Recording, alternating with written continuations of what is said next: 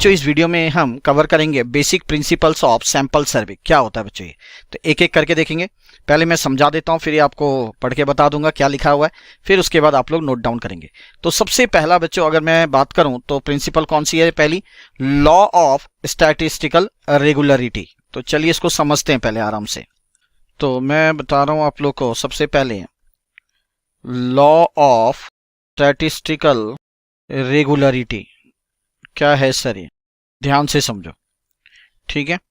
चलो मैं एक डायग्राम के माध्यम से बता रहा हूं। मान लो सपोज ये मेरे पास ये एंटायर पॉपुलेशन है ना, ये जो हर एक आइटम मैं यहाँ पे डिनोट कर रहा हूँ, इन सबको मिलकर मेरा क्या बन रहा है, ये पूरा पॉपुलेशन बन रहा है मान लो, ठीक है। ये सारा मैंने ले लिया, ये एंटायर क्या है हमारा पॉपुलेशन है। हर एक आइटम को सबको जब मैं टोटल कर रहा हूं तो ये मेरा बनेगा एंटायर पॉपुलेशन। अब क्या बोलता है ये लॉ ऑफ स्टैटिस्टिकल रेगुलरिटी, ये कहता है कि अगर इस पॉपुलेशन से अगर मैं जो सैंपल साइज कलेक्ट करता हूं, अगर ये सैंपल साइज मान लो यहां पे मैंने सैंपल ले लिया इसका, ठीक है, और ये जो मैं सैंपल लूंगा वो क्या लूंगा, रैंडमली लूंगा। रैंडमली मतलब यहाँ पे जितने भी यहाँ पे आइटम्स हैं, ठीक है, सबके इक्वल चांस है सिलेक्ट होने के, ठीक है। तो मैंने मान लो इनमें से कुछ सैंपल ले लिया, बट ध्यान रखना जो सैंपल मैं ले रहा हूं वो सैंपल क्या होना चाहिए, लार्ज होना चाहिए, ठीक है। जितना लार्ज होगा उतना अच्छा है कि नहीं है। तो ये सैंपल बोला है क्या, लार्ज होना चाहिए। तो अगर ये सैंपल क्या हो रहा है जो मैंने कलेक्ट किया इस पॉपुलेशन से, अगर ये लार्ज होता है तो बच्चों ये क्या बता सकता है, ये बता सकता है एंटायर कैरेक्टरिस्टिक, ठीक है, ऑफ एंटायर पॉपुलेशन। तो ये जो पूरा पॉपुलेशन है, इस पूरे पॉपुलेशन की कैरेक्टरिस्टिक को ये सैंपल क्या कर सकता है, रिप्रेजेंट कर सकता है। बट शर्तें क्या है, शर्तें इसके अंदर दो हैं। पहला शर्त क्या है कि जो हम यहां से सिलेक्ट करेंगे पॉपुलेशन से सैंपल को, वो क्या होना चाहिए, रैंडमली सिलेक्टेड होना चाहिए। रैंडमली सिलेक्टेड का मतलब मैंने आपको बता दिया कि हर एक आइटम का सिलेक्ट होने के जो चांसेस हैं वो इक्वल हैं। दूसरा क्या होना चाहिए बच्चों, जो सैंपल साइज होना चाहिए ना, वो सैंपल साइज क्या होना चाहिए, वो सैंपल साइज लार्ज होना चाहिए, ठीक है। ये दो कंडीशन फॉलो होनी चाहिए, तब जाके हमारा ये law of statistical regularity maintain होगी, ठीक है, फॉलो करेगा। चलिए अब देखो एक एक करके और डिटेल में इसको समझते हैं। आराम से समझना, कुछ नहीं, ऑलरेडी मैंने आप लोगों को समझाई दिया है। क्या बोला है बच्चों, बोला according to the law of statistical regularity if a sample of fairly large size is drawn. तो मैंने क्या समझाया था, मैंने पॉपुलेशन से जो सैंपल लिया था वो क्या लिया था, लार्ज साइज का लिया था, लिखा है ना, from the population under discussion at random. और क्या लिया था, रैंडमली लिया था, हर किसी का सिलेक्ट होने के चांसेस इक्वल थे। तो बोला क्या, ऑन एन एवरेज अगर देखा जाए जो सैंपल आया है ना, would possess the characteristic of that population. तो वो क्या बताएगा, जो पॉपुलेशन है उस पूरे पॉपुलेशन की कैरेक्टरिस्टिक को रिप्रेजेंट करेगा। कौन करेगा, वो सैंपल, जो लार्ज सैंपल हमने क्या किया, कलेक्ट किया, ठीक है बच्चों, समझ में आ गया। तो कुछ नहीं था, सिंपल सा है कि नहीं है। चलो आगे क्या बोला है मेरे बच्चों, दो बोला है this principle emphasises on two factor. दो फैक्टर पे ध्यान रखना है। एक ऑलरेडी मैं बता चुका हूं आपको कि जो सैंपल साइज है शुड बी लार्ज, क्या होना चाहिए, लार्ज होना चाहिए। As the same size increases, ठीक है, सेम नहीं होगा, यहाँ पे सैंपल होगा ये, ठीक है। इसको थोड़ा मिटा देते हैं, चलो, क्योंकि नोट्स अच्छे हो तो फिर समझने में इजी लगता है, ठीक है। चलिए तो बोला as the sample size increases it becomes more and more, ठीक है, representative of parent population and shows its characteristic. तो वही चीज मैंने बताया था कि अगर सैंपल साइज जितना ज्यादा बड़ा होगा तो जो पेरेंट पॉपुलेशन है, पेरेंट पॉपुलेशन मतलब जो एंटायर पॉपुलेशन था, है ना, उसकी कैरेक्टरिस्टिक वो आसानी से बता पाएगा सैंपल, है कि नहीं है। चलिए दूसरा मैंने क्या कहा था मेरे बच्चों, sample must be drawn randomly, मतलब हर एक आइटम का सिलेक्ट होने के जो चांसेस हैं वो क्या, इक्वल है। तो बोला equal probability of being selected in the sample. Probability मतलब संभावना, तो कहने का मतलब क्या है बच्चों, हर एक आइटम की जो संभावना है सिलेक्ट होने की वो क्या है, बराबर है। क्लियर। तो आई होप ये आप लोग को अच्छे से समझ में आ गया। चलो अब बच्चों दूसरा आता है हमारा प्रिंसिपल ऑफ इनर्शिया, ठीक है। ये प्रिंसिपल ऑफ इनर्शिया क्या कहता है, चलिए इसको समझ लेते हैं पहले यहाँ पे, फिर मैं पढ़ के आपको बता दूंगा। तो नेक्स्ट आता है दूसरे नंबर पे बच्चों हमारा प्रिंसिपल ऑफ इनर्शिया, ठीक है, ध्यान से समझो। अब ये जो प्रिंसिपल ऑफ इनर्शिया है ये बेस्ड है किसके ऊपर, फर्स्ट प्रिंसिपल के ऊपर ही है ना, क्या जो हमने पढ़ा था लॉ ऑफ स्टैटिस्टिकल रेगुलरिटी, उसके ऊपर ही डिपेंड है। क्या बोलता है कि अगर सैंपल साइज मेरे बच्चों, कि अगर सैंपल साइज क्या होता है, लार्ज होता है, ठीक है, सैंपल साइज अगर लार्ज होता है तो बच्चों जो हमें रिजल्ट मिलेगा वो क्या मिलेगा, वो रिजल्ट बोला है हमें क्या, एक्यूरेट मिलेगा। ठीक है, वो रिजल्ट हमें रिलायबल मिलेगा, मतलब विश्वसनीय होगा, एक्यूरेसी देखने को मिलेगी। ठीक है, तो ये हमारा प्रिंसिपल ऑफ इनर्शिया कहता है कि जितना सैंपल साइज लार्ज होगा उतना ही जो रिजल्ट है वो हमारा क्या देखने को मिलेगा, एक्यूरेट देखने को मिलेगा, रिलायबल देखने को मिलेगा। ठीक है, अब यहां पे देखो क्या बोला है कि अगर मैं एक सिक्के को बहुत ज्यादा बार क्या कर रहा हूं, फेंक रहा हूं, उछाल रहा हूं, एक सिक्के को अगर मैं बहुत ज्यादा बार उछाल रहा हूं तो बच्चों हमें क्या देखने को मिलेगा, हमें देखने को मिलेगा कि नंबर ऑफ जो हेड्स है वो लगभग नंबर ऑफ टेल्स के बराबर आएगा, है ना, यही होगी ना, जितनी बार हेड आएगा उतनी बार ही क्या टेल आ सकता है अगर हम सिक्कों को बहुत ज्यादा बार उछाल रहे हैं तो यही होगा। तो ये चीज देखो यहां पे क्या लिखा है, आराम से समझो इसको, कुछ नहीं है। बोला है प्रिंसिपल ऑफ इनर्शिया क्या कहता है, according to the principle of inertia of large numbers the results derive from the sample size. अब हमने देखा था जो सैंपल साइज था वो लार्ज था, अब उससे जो रिजल्ट मिलेगा likely to be more reliable होगा, एक्यूरेट होगा, etcetera as the sample size increases. ठीक है, provided other factors are kept constant, जो अदर फैक्टर्स हैं उसमें कोई फर्क नहीं आना चाहिए, वो कांस्टेंट होना चाहिए। अब अदर फैक्टर्स का मतलब यहाँ पे कॉस्ट में कोई फर्क नहीं होना चाहिए, ठीक है, टाइम में कोई फर्क नहीं आना चाहिए, एसेट्रा। ये चीज जो है ये सारे क्या रहने चाहिए, ये कांस्टेंट रहने चाहिए, ये ध्यान रखना। आगे बोला this is direct consequence of the first principle. तो मैंने आपको क्या था, क्या जो फर्स्ट प्रिंसिपल हमने पढ़ा था, क्या उसमें लार्ज सैंपल हमें क्या करना पड़ेगा, लेना पड़ेगा। ठीक है, तो उसके लार्ज सैंपल लेंगे तभी तो जाके क्या आएगा, एक्यूरेट रिलायबल रिजल्ट आएगा, है कि नहीं। तो ये कंसीक्वेंस का मतलब रिजल्ट। तो ये जो प्रिंसिपल ऑफ इनर्शिया है ये किसके रिजल्ट पे हमें देखने को मिल रहा है, first principle, that is law of, जो हमने पढ़ा था, ठीक है, स्टैटिस्टिकल रेगुलरिटी, उसके ऊपर ये निर्भर है।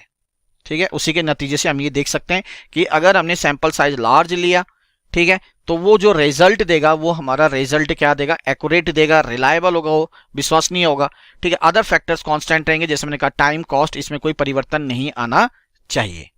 ठीक है, जैसे मैंने अभी यहां पे आपको पढ़ाया, if a coin is tossed a larger number of times, अगर एक सिक्के को हम बार बार उछाल रहे हैं, बहुत बार उछाल रहे हैं, मतलब लार्जर नंबर ऑफ टाइम्स उछाल रहे हैं, then the relative frequency of occurrence of head and tail is expected to be equal. तो हम ये अनुमान लगा सकते हैं कि जो हेड और जो टेल आने की जो संभावना है वो लगभग बराबर होगी, उसकी जो फ्रीक्वेंसी होगी, है ना, वो क्या होगी, बराबर होगी। ठीक है, तो ये भी उम्मीद करता हूं समझ में आ गया, कुछ नहीं था बच्चों। चलिए बच्चों अब नेक्स्ट देखते हैं। अब नेक्स्ट क्या है, प्रिंसिपल ऑफ ऑप्टिमाइजेशन। ठीक है ना, ध्यान रखना, प्रिंसिपल ऑफ ऑप्टिमाइजेशन। अब ध्यान से समझना बच्चों क्या है प्रिंसिपल ऑफ ऑप्टिमाइजेशन, क्या कहता है बच्चों, ये कहता है कि जो हम सैंपल लेंगे ना वो क्या होना चाहिए, वो इफेक्टिव होना चाहिए, वो एफिशिएंट होना चाहिए। अगर वो हम क्या इफेक्टिवली एफिशिएंटली अगर उस सैंपल को कलेक्ट करते हैं तो जो रिजल्ट आएगा वो रिजल्ट हमारा क्या होगा, बिल्कुल एक्यूरेट आएगा, है ना। जो हमें डिजायरेबल रिजल्ट चाहिए या डिजायरेबल इंफॉर्मेशन चाहिए वो हमें आराम से देखने को मिलेगा। ठीक है, अब यहां पे दो बात की गई है, दो चीज की बात की गई है। एक बोला है, ठीक है, एफिशिएंट, एंड दूसरा बोला है इफेक्टिव। ध्यान से समझना, यहां पे इसी का रोल है। अब एफिशिएंट का मतलब क्या, एफिशिएंट का मतलब कि जब हम ये सैंपल कलेक्ट कर रहे हैं तो सैंपल को कलेक्ट करने पर जो हमारे रिसोर्स की जरूरत पड़ेगी, जैसे कॉस्ट हो गया बच्चों, जैसे हमारी टाइम हो गई, एसेट्रा, जो इन रिसोर्स की जो जरूरत पड़ेगी इसका हमें क्या मिनिमाइज यूज करना है, या कह सकते हैं इसका हमें राइट यूज करना है। इसका राइट यूज करते हुए या जितना हमें ये अवेलेबल है, जितना गिवन है उतने का ही हमें यूज करना है। ठीक है, हमें ज्यादा यूज नहीं करना है, उतने को यूज करते ही हमें सैंपल को क्या करना है, कलेक्ट करना है। इसका मतलब होता है एफिशिएंट। कहने का मतलब सीधी सीधी बात, इनमें कोई वेस्टेज नहीं होना चाहिए। ठीक है, नो वेस्टेज।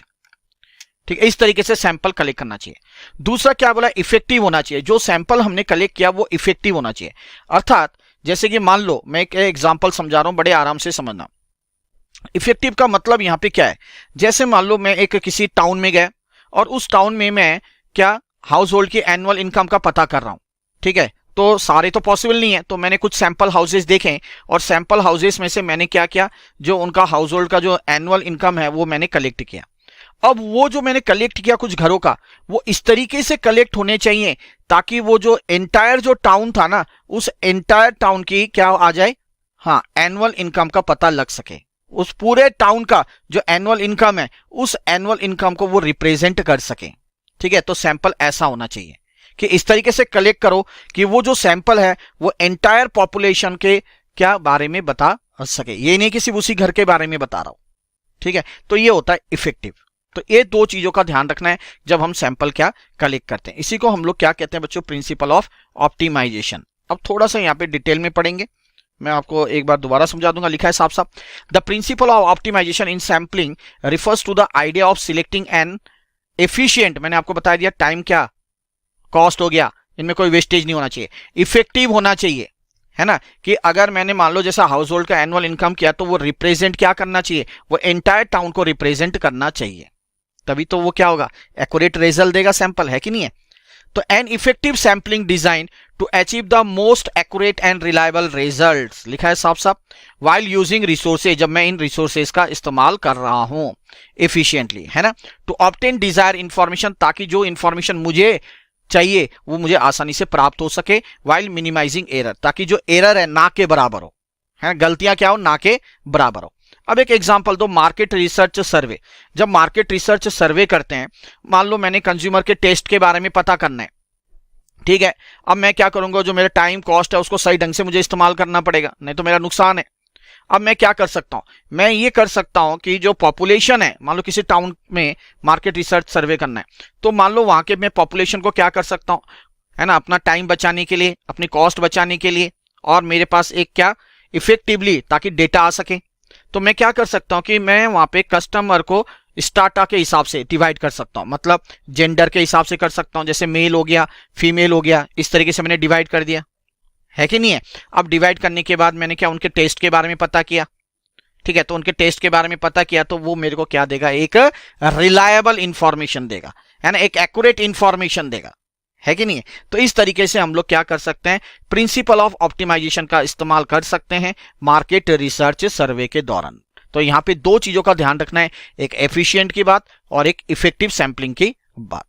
ठीक है बच्चों, जी सर। और आखिरी आता है बच्चों हमारा प्रिंसिपल ऑफ वैलिडिटी। अब प्रिंसिपल ऑफ वैलिडिटी क्या है, इसको समझते हैं, यहीं पे कुछ नहीं है, आराम से समझ जाएंगे आप लोग। प्रिंसिपल ऑफ वैलिडिटी, अब ये प्रिंसिपल ऑफ वैलिडिटी क्या कहता है कि जो हमने पॉपुलेशन से क्या लिया बच्चों, जो सैंपल कलेक्ट किया, वो सैंपल इस तरीके से डिजाइन होने चाहिए, है ना, ताकि वो वैलिड हो सके। क्या हो सके, वो वैलिड हो सके, मतलब उसका कुछ अर्थ निकल सके, कुछ मतलब निकल सके। और वो अर्थ और मतलब कब निकलेगा उसका, जब हम उस सैंपल का क्या कर सकते हैं, वैलिड एस्टिमेट कर सकते हैं, जब उसका हम वैलिड टेस्ट कर सकते हैं, है कि नहीं है। अब मान लो एक एंटायर पॉपुलेशन है, एंटायर पॉपुलेशन मतलब ऑब्जर्वेशन बहुत लार्ज है, बहुत ज्यादा लार्ज है। अब बच्चों मैं उसको आपको बोलूंगा कि भैया यहाँ पे पॉपुलेशन पैरामीटर यूज कर, तो पॉसिबल है, मैं बोलूंगा मीन निकालो, तो मान लो 10,000 है ऑब्जर्वेशन, तो 10,000 का मैं अगर मीन निकाल सकता हूं, सर मीन नहीं निकाल सकता हूं 10,000 का, पॉसिबल है क्या, नहीं। मैं बोलूंगा इनका स्टैंडर्ड डेविएशन निकालो, ये पॉपुलेशन पैरामीटर्स कहलाती हैं, ठीक है। जैसे मैं यहाँ पे लिख देता हूं मीन हो गया या आपका स्टैंडर्ड डेविएशन हो गया, ठीक है, तो आप लोग नहीं निकाल पाओगे। तो बच्चे सैंपल हमें क्या करना पड़ेगा, वो जो एंटायर पॉपुलेशन है वहां से मुझे सैंपल इस तरीके से कलेक्ट करना पड़ेगा ताकि उन सैंपलों से मैं क्या मीन या स्टैंडर्ड डेविएशन आसानी से निकाल सकूं। अर्थात इसी को कहते हैं हम वैलिड टेस्ट या वैलिड एस्टिमेट, है ना, आसानी से निकाल सके।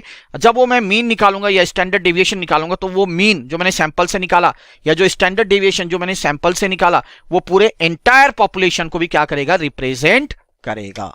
तो कहने का मतलब बच्चों कि जो सैंपल है वो वैलिड होना चाहिए, और वो वैलिड कब होगा, जब उसको मैं वैलिड एस्टिमेट कर सकता हूं, उसका वैलिड टेस्ट कर सकता हूं, ठीक है। चलो, तो ये चीज यहां पे लिखा है, एक बार फटाफट पढ़ लेते हैं।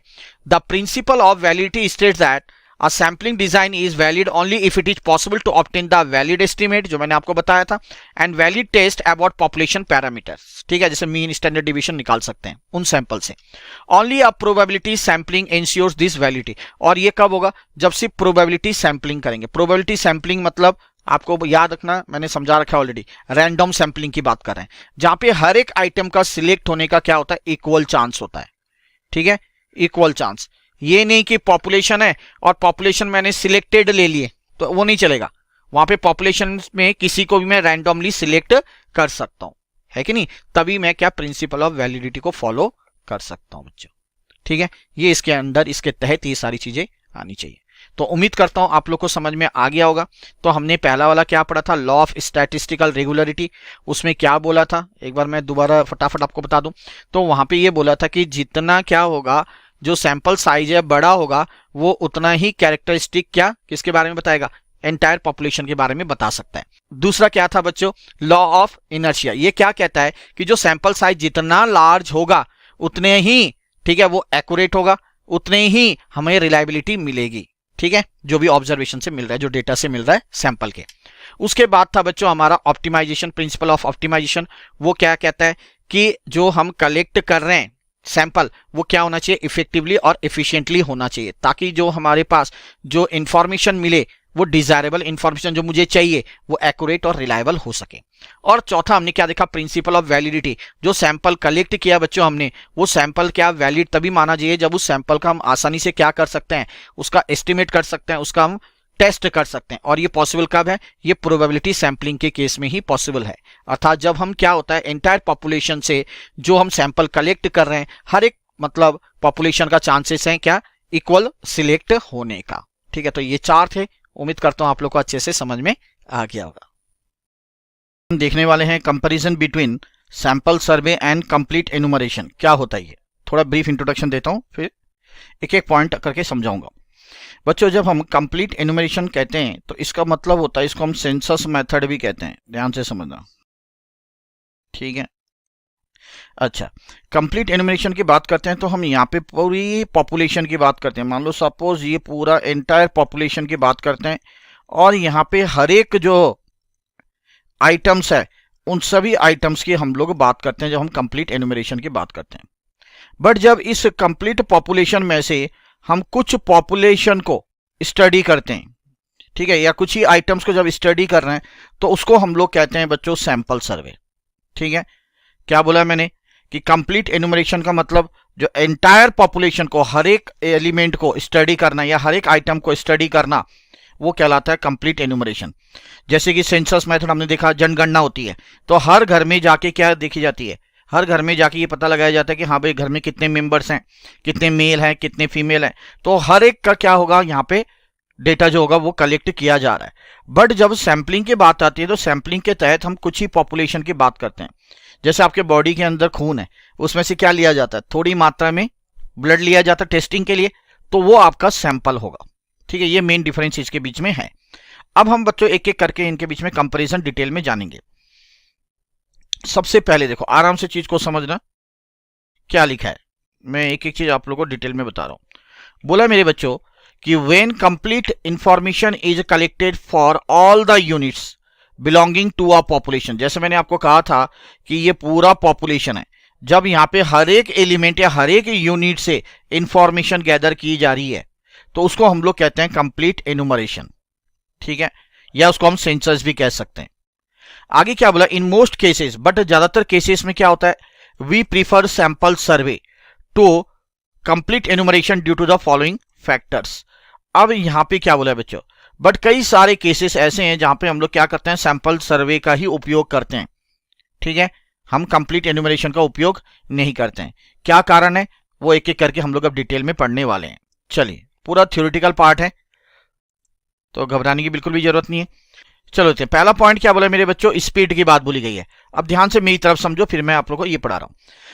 सैंपल की अगर मैं बात करूं तो सैंपल में क्या होता है, सैंपल के अंदर मुझे कुछ ही यूनिट्स को स्टडी करना है, ये देखो, ठीक है ना। जबकि अगर मैं कंप्लीट एनुमरेशन की बात करूं तो मुझे ईच एंड एवरी यूनिट से इंफॉर्मेशन गैदर करना पड़ेगा, है कि नहीं। तो इसलिए बच्चे हम लोग क्या करते हैं, सैंपल को प्रीफर करते हैं उस केस में। ठीक है, चलो तो यहां पे क्या लिखा देखते हैं, एज कंपेयर टू सेंसस, है ना, सेंसस के मुकाबले या कंप्लीट एनुमरेशन के मुकाबले बोला है, a sample survey could be conducted usually much more quickly. अभी बताया था मैंने आपको, है ना, simply because in sample survey, क्योंकि सैंपल सर्वे में हम लोग क्या लेते हैं, only a part of vast population is enumerated. जो ये टोटल पॉपुलेशन जो एंटायर यूनिट्स हैं उसमें से हम कुछ ही यूनिट को क्या करते हैं, कलेक्ट करते हैं और उससे इंफॉर्मेशन गैदर करते हैं। ठीक है, तो ये स्पीड के कारण हम लोग क्या करते हैं, सैंपल सर्वे का इस्तेमाल करते हैं बच्चों। अब मानो दूसरा, कॉस्ट, बहुत इंपॉर्टेंट पार्ट है। बोले the cost of collection of data on each unit in case of sample survey is likely to be more as compared to census because better trained personnel are employed for conducting a sample survey. ठीक है, ध्यान से देखो क्या बोला है। बोला है जो कॉस्ट होता है of collection of data on each unit in case of sample survey is likely to be more. अब बोला है क्या, सैंपल सर्वे की बात की गई है। आप कहोगे कि सर यहाँ पे तो कुछ ही यूनिट लिया जा रहा है तो इसमें खर्चा तो कम लगना चाहिए। बट मेरे बच्चों, जब सैंपल लिया जा रहा है तो इस पे खर्चा ज्यादा क्यों लगता है, आप बताओ। क्योंकि वहां पे जो ये इन्वेस्टिगेशन कर रहे हैं, है ना, ये इंफॉर्मेशन कलेक्ट कर रहे हैं, उनके लिए हमें जो लोग चाहिए वो क्या चाहिए, ट्रेंड पर्सनल चाहिए, है कि नहीं। ऐसा तो नहीं तुच्छे मुच्छे किसी को भेज दिया भाई चल ले ले। तो वहां पे क्या होगा, सैंपल से जो हम इंफॉर्मेशन गैदर कर रहे हैं वो एक्यूरेट हो बोलकर, ठीक है, इसलिए ट्रेंड पर्सनल को हायर किया जाता है। ठीक है, ये कारण है सबसे बड़ा। तो वही चीज लिखा है कि the cost of collection of data on each unit in case of sample survey is likely to be more as compared to census because better trained personnel are employed for conducting a sample survey। क्योंकि trend personal की जरूरत पड़ती है। मानता हूं कि complete enumeration में तो चाहिए, बट बोला है कि उसके मुकाबले भी इसमें चाहिए, क्योंकि एक एक यूनिट से जो इंफॉर्मेशन हम लेंगे या जो हम सिलेक्ट कर रहे हैं एंटायर पॉपुलेशन से, है ना, जो कुछ यूनिट सैंपल के तौर पे ले रहे हैं, वो इस तरीके से सिलेक्ट करना पड़ेगा। ठीक है, कि मतलब कोई भी जो हमें इंफॉर्मेशन चाहिए, क्योंकि हमें पता है कि जब हम सैंपल लेते हैं तो क्या करते हैं, वो एंटायर पॉपुलेशन को बताता है, वो एंटायर पॉपुलेशन को रिप्रेजेंट करता है ना। अब मैंने मान लो सैंपल ले लिया, बट हमने देखा कि जो इंफॉर्मेशन आ रही है वो सही नहीं आ रही है, वो मतलब एंटायर पॉपुलेशन को क्या नहीं कर रही है, रिप्रेजेंट नहीं कर रही है, तो वो गलत हो जाएगा बच्चों। तो इसलिए उस केस में ट्रेंड पर्सनल को रखा जाता है ताकि जो भी वो सैंपल कलेक्ट कर रहे हैं इस तरीके से कलेक्ट करें ताकि वो एंटायर पॉपुलेशन को रिप्रेजेंट करें। समझ में आ गया? यस सर, अब आ गया। चलो जी आगे क्या, but when it comes to total cost, बट अगर टोटल कॉस्ट की बात करें, एक एक यूनिट पे खर्चा होने के लिए क्या लग रहा है, मैंने कहा एक एक यूनिट पे अगर खर्चा करते हैं हम लोग तो उसके केस में किस में लगता है ज्यादा पैसा, यस सैंपलिंग मेथड में। बट अगर हम टोटल कॉस्ट की बात करें तो टोटल कॉस्ट के केस में बच्चों इसमें लगेगा खर्चा ज्यादा कंप्लीट एनुमरेशन में, क्योंकि यहां पे जो यूनिट्स हैं वो इसके मुकाबले बहुत ज्यादा है, क्योंकि एंटायर पॉपुलेशन को पढ़ना है। अगर एक कॉलोनी में से कुछ ही घर को सिलेक्ट करना है, ठीक है, तो उसके एक एक यूनिट पे जो खर्चा लग रहा है वो तो ज्यादा लग रहा है। बट अगर मुझे बोला जाए उसके मुकाबले कि भैया पूरी कॉलोनी का इंफॉर्मेशन लेना है, तो बच्चों उसके मुकाबले अगर टोटल कॉस्ट देखा जाए तो वो क्या लगेगा, ज्यादा लगेगा कंप्लीट एनुमरेशन या सेंसस मेथड में। ठीक है, वही चीज बोला है। But wait it comes to total cost, sample survey is likely to be less expensive as only some selected units are considered in a sample survey. क्योंकि इसमें क्या कर रहे हैं, सैंपल सर्वे में कुछ ही यूनिट को हम सिलेक्ट कर रहे हैं। ठीक है, तो ध्यान रखना जब हम ईच यूनिट की बात कर रहे हैं तो कब लगेगा खर्चा ज्यादा, सर सैंपलिंग मेथड में। बट जब हम एंटायर पॉपुलेशन की बात करें, एज अ होल की बात करें या टोटल कॉस्ट की बात करें, तो मेरे बच्चों उस केस में हमारा किसका होगा, सेंसस मेथड में ज्यादा खर्चा लगेगा। चलो जी, अब रिलायबिलिटी बोला है, देखो ढंग से पढ़ो। रिलायबिलिटी में क्या बोला मेरे बच्चों, the data collected in a sample survey are likely, ठीक है, to be more reliable than that in a complete enumeration because of trained enumerators, better supervision and application of modern technique। जो मैंने अभी समझाया, मैंने क्या बताया अभी आप लोग को नेक्स्ट पॉइंट पे, कि सैंपलिंग के अंदर क्या होता है, हम एक एक यूनिट पे जो खर्चा लगता है ना वो ज्यादा लगता है। क्यों? क्योंकि एक एक यूनिट से जो हम इंफॉर्मेशन कलेक्ट कर रहे हैं, एक तो उसके लिए ट्रेंड एनुमरेटर्स चाहिए, सुपरविजन मतलब एक एक यूनिट को बड़े गौर से देखा जाता है, ठीक है, मॉडर्न टेक्निक का इस्तेमाल किया जाता है, तो इसलिए उसमें रिलायबिलिटी जो विश्वसनीय है उस पर ज्यादा है as compare to complete enumeration. अब कंप्लीट एनुमरेशन में क्या होता है, आप खुद सोचो, मैंने किसी को भेजा जब इस कॉलोनी का पूरा इंफॉर्मेशन लेके आ, है ना, कितने लोग जो है कोविड पॉजिटिव हैं, तो क्या होगा उसको, क्या वो रिलायबल मिलेगा?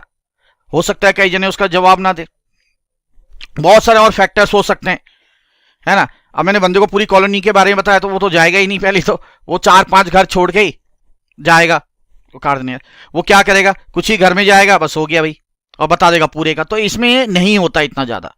ठीक है, बट अगर मैंने बोला भैया कुछ ही घरों का जाके डेटा कलेक्ट करना है, तो एक एक घर में जाएगा, प्रॉपरली टाइम लगाएगा, एक एक चीज पूछेगा, है ना। क्योंकि जब हम सैंपलिंग की बात करते हैं मेरे बच्चों, तो उस केस में क्या होता है, मैंने क्या, ट्रेड एनुमरेटर्स की जरूरत होती है जो घर घर जाके मतलब या डेटा कलेक्ट कर रहा है, इंफॉर्मेशन गैदर कर रहा है, सुपरविजन बड़े आराम से उसको देखा जाता है, एप्लीकेशन ऑफ मॉडर्न टेक्निक का इस्तेमाल किया जाता है। इसलिए जो हमारा सैंपल सर्वे मेथड है, इसमें बच्चों ज्यादातर विश्वसनीय की बात की जाती है as compare to census method या कंप्लीट एनुमरेशन मेथड। क्लियर है? टोटली थ्योरी पार्ट है, कुछ भी नहीं है इसमें, है ना। अब आते हैं नेक्स्ट एक्यूरेसी की बात। बोला every sampling is subject to what is known as sampling fluctuation which is term as sampling error. अब बोला है, अब मान लो जैसे मैं एक एग्जांपल दे रहा हूं, ये हमने पूरा एंटायर पॉपुलेशन से कुछ हमने सैंपल कलेक्ट किए।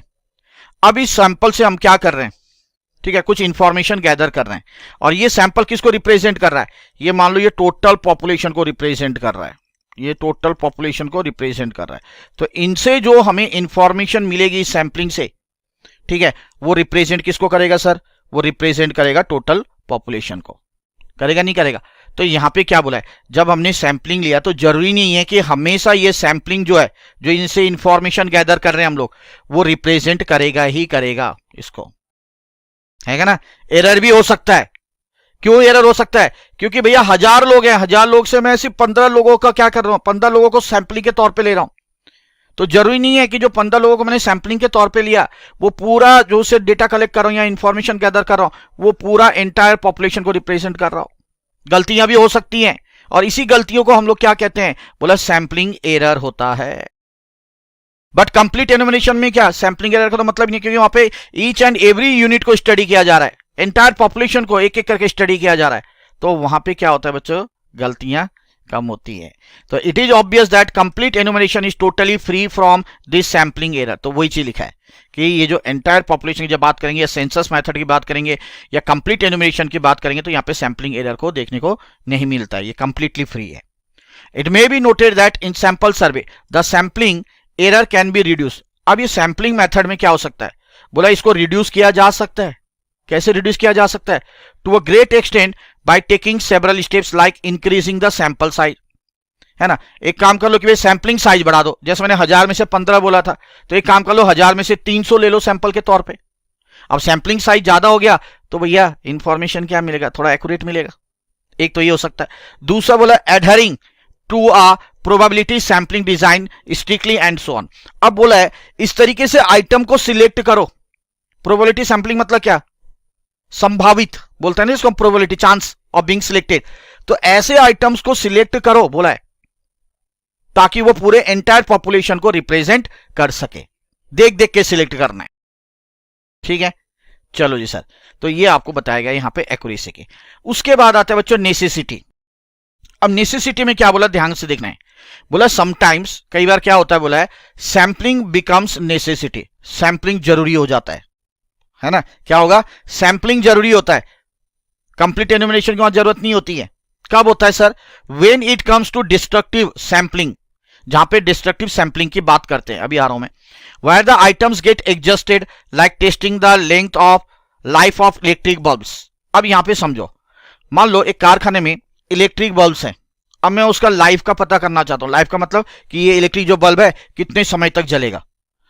अब मान लो कि वहां पे उस कारखाने में 1000 अगर लाइट है, 1000 लाइट को अगर मैं टेस्ट करूं, और कब तक टेस्ट करना है, जब तक वो एग्जॉस्ट नहीं हो रहा है तब तक तो चेक करना पड़ेगा उसकी लाइफ को, कि अगर मैंने आज बल्ब को जलाया तो मुझे टेस्ट तब तक करना पड़ेगा जब वो बल्ब फ्यूज नहीं हो जाता, वो खराब नहीं हो जाता।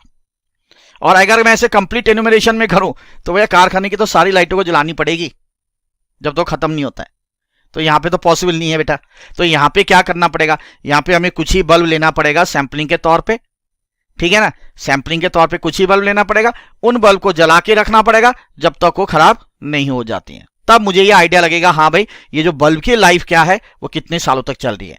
तब मैं कैलकुलेशन में आऊंगा, एक इंफॉर्मेशन में आऊंगा कि भैया जो हमारा जो एंटायर जो बल्ब है इस कारखाने के अंदर, इसका जो लाइफ है मतलब कितने सालों तक ये चलेगी, उसका पता लगा पाएंगे, है ना। तो यहां पे कंप्लीट एनुमरेशन पॉसिबल नहीं है ना, डूब जाएगी फिर तो कंपनी, है कि नहीं, कि हर बल्ब को टेस्ट मतलब लगा दो जब तक वो एडजस्ट नहीं हो रहा है। तो इसी को बोला गया डिस्ट्रक्टिव सैंपलिंग बेटा। उसी तरीके से और एक एग्जांपल दे, और सैंपलिंग फ्रॉम अ हाइपोथेटिकल तो इमेजिनरी लाइक कॉइन टॉसिंग। अब मान लो एक कॉइन को मैं टॉस कर रहा हूं, क्या ये इनफाइनाइट टाइम तक कर सकता हूं, पॉसिबल है क्या, कि हेड कितनी बार आ सकता है, टेल कितनी बार आ सकता है, इनफाइनाइट टाइम तक हम लोग नहीं कर सकते बच्चों, तो हम लोग क्या इमेजिन कर लेते हैं कि भैया 3 बार कॉइन को फेंका, 10 बार फेंका, 15 बार फेंका, बट इनफाइनाइट टाइम तक हम नहीं फेंक सकते हैं ये पता लगाने के लिए कि हाँ भाई ये क्या, कितनी बार हेड आ रहा है और कितनी बार टेल आ रहा है। ठीक है, वही चीज बोला है। तो यहाँ पे कुछ ही सैम्पलिंग के तौर पे देख लेते हैं, 3 बार, 4 बार, 10 बार, जितनी बार ही फेंकना है, बट इनफाइनाइट टाइम पॉसिबल नहीं है। There is no alternative to sample survey, तो यहाँ पे कोई अल्टरनेटिव है ही नहीं, है ना, इनफाइनाइट टाइम तक नहीं फेंक सकते हैं। तो यहाँ पे भी बच्चों हमें सैम्पलिंग की ही जरूरत पड़ती है। ठीक है, तो आई होप ये सारे पॉइंट्स आपको क्लियर हैं, एक एक करके मैंने आपको सब चीज बता दी मेरे बच्चों। तो उम्मीद करता हूं कि आप लोग को अच्छे से समझ में आ गया होगा। चलिए बच्चों, अब करने जा रहे हैं एक बहुत ही इंपॉर्टेंट टॉपिक, और इस टॉपिक का नाम है बच्चों factors contributing to sample errors. कौन कौन से ऐसे फैक्टर्स हैं जिसके कारण हमें सैंपलिंग के अंदर एरर देखने को मिल सकते हैं। ठीक है, तो डिटेल में एक एक लाइन समझाऊंगा, पूरा मैंने नोट डाउन कर रखा है, फोकस करेंगे हम एग्जाम्पल्स के ऊपर, इससे बेस्ट नहीं हो सकता, मैं इतना गारंटी दे सकता हूं। ठीक है, तो थोड़ा सा अगर आपको बोरिंग भी लगे तो इसको समझना है, बस एग्जाम्पल समझ लोगे इंटरेस्टिंग लगने लगेगा। ठीक है, क्योंकि टोटली थ्योरी पार्ट है बच्चों। चलिए स्टार्ट करते हैं। तो सबसे पहला क्या कह रहा है बच्चों, ध्यान से देखना है अपने। ठीक है, सबसे पहला कह रहा है बच्चों errors arising out due to defective sampling design. अगर जो सैंपल हमने डिजाइन कर रखा है अगर वो डिफेक्टिव है, ठीक है, डिफेक्टिव का मतलब पहले हम इसको एग्जाम्पल से समझेंगे फिर ये लाइन पढ़ेंगे। ठीक है, ध्यान से समझने की चीज। चलो अब मान लो क्या बोला है कि imagine a company wants to conduct a customer satisfaction survey for its product. ठीक है, समझ में आ गया इतना कि मान लो एक कंपनी जो है वो क्या करना चाह रही है, एक सर्वे कराना चाह रही है। ठीक है, क्या कराना चाहिए, एक सर्वे कराना चाह रही है। ठीक है, क्या पता करने के लिए, कस्टमर सेटिस्फैक्शन, कि कस्टमर कितने सेटिस्फाइड हैं उसके प्रोडक्ट से। ठीक है, अब वो क्या करती है, instead of using a random sampling method, अब वो रैंडम सैंपलिंग नहीं कर रही है। रैंडम सैंपलिंग जहां पे क्या होता है आप लोगों को पता है कि हर एक आइटम का सिलेक्शन होने के जो चांसेस होते हैं वो इक्वल होते हैं, तो वो ना करके वो क्या कर रही है, the manager handpicks customer to participate in the survey. अब जो मैनेजर है अपने अनुसार, अपने डिसीजन के अनुसार, अपने कंफर्टेबिलिटी के अनुसार, ठीक है, अपने इंटरेस्ट के अनुसार वो कुछ कस्टमर्स को उठा लेती है। ठीक है, to participate in the survey, कि भैया ये लोग, ये 50 हैं, 50 में से ये 5 लोग या 10 लोग हैं, बस ये मैंने सिलेक्ट कर लिए, इनसे मैं क्या ले लूंगा, राय ले लूंगा, है ना, इनसे मैं क्या ले लूंगा, फीडबैक ले लूंगा अपने प्रोडक्ट के बारे में, बेस्ड ऑन देयर प्रीफरेंसेस और कन्वीनियंस, वही बताया अपनी सुविधा के अनुसार। दिस नॉन प्रोबेबिलिस्टिक, तो ये क्या है, नॉन प्रोबेबिलिस्टिक है, क्योंकि वहां पे क्या रैंडमली सिलेक्ट नहीं हो रहा है, अपने अनुसार हो रहा है। तो जब अपने अनुसार हम सिलेक्शन कर रहे हैं, अपने सुविधा के अनुसार कर रहे हैं, अपने प्रीफरेंस के अनुसार कर रहे हैं, अपने कन्वीनियंस के अनुसार कर रहे हैं, तो वो क्या कहलाता है, नॉन प्रोबेबिलिस्टिक कहलाता है। ठीक है, तो this non probabilistic sampling design introduce errors, है ना, तो इसमें क्या आएगा, गलती आएगा, क्योंकि हो सकता है कि वो 10 जो उन्होंने सिलेक्ट कर रहे हैं, है ना, 10 जो सिलेक्ट कर रहे हैं वो उनको उनका प्रोडक्ट पसंद हो, तो वो सारे तो अच्छे ही कहेंगे। बाकी के हो सकता है कि जो 40 है वो 40 में से 35 ऐसे लोग हों, है ना, जो उनके प्रोडक्ट को पसंद नहीं कर रहे हैं। तो यहां पे क्या आएगा, ओवरऑल अगर देखा जाए तो यहां पे क्या आ जाएगा, एरर आ जाएगा, है ना, क्योंकि उनके प्रोडक्ट को लेकर ज्यादातर लोग जो हैं, ज्यादा पॉपुलेशन जो है वो क्या सेटिस्फाइड नहीं है। तो वही लिखा है यहाँ पे बच्चों, since it might exclude dissatisfied customers, लिखा ही है ना, तो डिससैटिस्फाइड जो कस्टमर है वो क्या, वो तो गिने ही नहीं जाएंगे, लीडिंग टू इनएक्यूरेट रिजल्ट, तो जो रिजल्ट आएगा मेरे बच्चों वो क्या आएगा, इनएक्यूरेट ही आएगा। समझ में आ गया जी सर, एग्जाम्पल अच्छे से आ गया। अब इसको देखो बच्चों आप लोग, तो क्या बोला है, selection of a proper sampling design plays a crucial role in sampling. तो सैंपल डिजाइन बिल्कुल क्या होना चाहिए, हाँ अच्छा होना चाहिए, ये बहुत मायने रखता है। ठीक है, एक बहुत ही क्रूशियल मतलब इंपॉर्टेंट रोल प्ले करता है। If non probabilistic sampling design is followed, अगर मान लो नॉन प्रोबेबिलिस्टिक डिजाइन को फॉलो करें, जैसे मैंने अभी आपको समझाया था, the prejudice of the sampler offers the sampling technique thereby resulting some kind of error, तो वो क्या अपने अनुसार करेगा, है ना, अपने कन्वीनियंस के अनुसार करेगा, अपने प्रीफरेंस के अनुसार करेगा, तो कहीं ना कहीं वहां पे क्या एरर देखने को मिल जाएगा। ठीक है, क्लियर है बच्चों यहाँ पे। चलो जी अगला पॉइंट पढ़ते हैं सर। अगला पॉइंट क्या बोला मेरे बच्चों, ध्यान से देखना है sir, errors arising due to substitution. ठीक है, सब्सटीट्यूशन मतलब एक के बदला दूसरा जब हम यूज करते हैं तो होता है क्या, सब्सटीट्यूशन। तो पहले यहां पे एग्जांपल पढ़ते हैं। अब बोला यहां पे एरर्स हो रहा है जब हम सब्सटीट्यूशन की बात करते हैं। कैसे, जैसे मान लो in a door to door survey about household income, अगर मैं हाउस होल्ड के इनकम का पता लगा रहा हूं, उसका सर्वे कर रहा हूं डोर टू डोर, तो क्या हो रहा है, एन एन्यूमरेटर, एन्यूमरेटर मतलब जो सर्वे कर रहा है, encounters a house where the residents are not willing to provide income information. वो एक ऐसे घर में गया, ऐसे हाउस होल्ड में गया जहां पे वो लोग अपना क्या, हाँ, इंफॉर्मेशन देना नहीं चाहते हैं, है ना, अपनी जो इनकम है, हाउस होल्ड की इनकम है, उसका इंफॉर्मेशन देना नहीं चाहते। अब क्या किया जो एन्यूमरेटर था, उसने instead of seeking another eligible house, उसने उसी के बराबर, है ना, जो उस हाउस होल्ड में मान लो 3 लोग काम करने वाले थे, है ना, तो वैसे तो आएगा income, annual income house hold का, तो 3 काम करने वाले थे घर के अंदर उस हाउस होल्ड में, तो उसको क्या करना चाहिए, वैसे ही एक घर ढूंढना चाहिए, तभी तो क्या एक सेटिस्फाइड रिजल्ट आएगा। उसने वो ना करके एक दूसरा ही घर चूज कर लिया, मान लो जहां पे 5 लोग नौकरी करते हैं, ठीक है, house hold near by, the enumerator replaces it with a neighbouring houses income details. उसने क्या कर दिया, कोई दूसरा घर ले लिया जहां पे ज्यादा लोग काम कर रहे हैं एज कंपेरिजन टू जिस घर के लोग इंफॉर्मेशन नहीं दे रहे थे। तो क्या होगा इस केस में, this act of substitution deviates from original sampling design. तो जो उसे ओरिजिनल सैंपल डिजाइन करना था वो कर नहीं पा रहा, उसको चाहिए था 3 लोगों का, वो कर रहा है 5 लोगों का। And introduces errors because the enumerator might choose a similar looking house hold, क्योंकि एन्यूमरेटर को क्या करना चाहिए था, वैसे ही 3 लोग जहां पे काम कर रहे हैं जिस हाउस होल्ड में, वैसे ही घर उसे ढूंढना चाहिए था, है कि नहीं है, यस सर।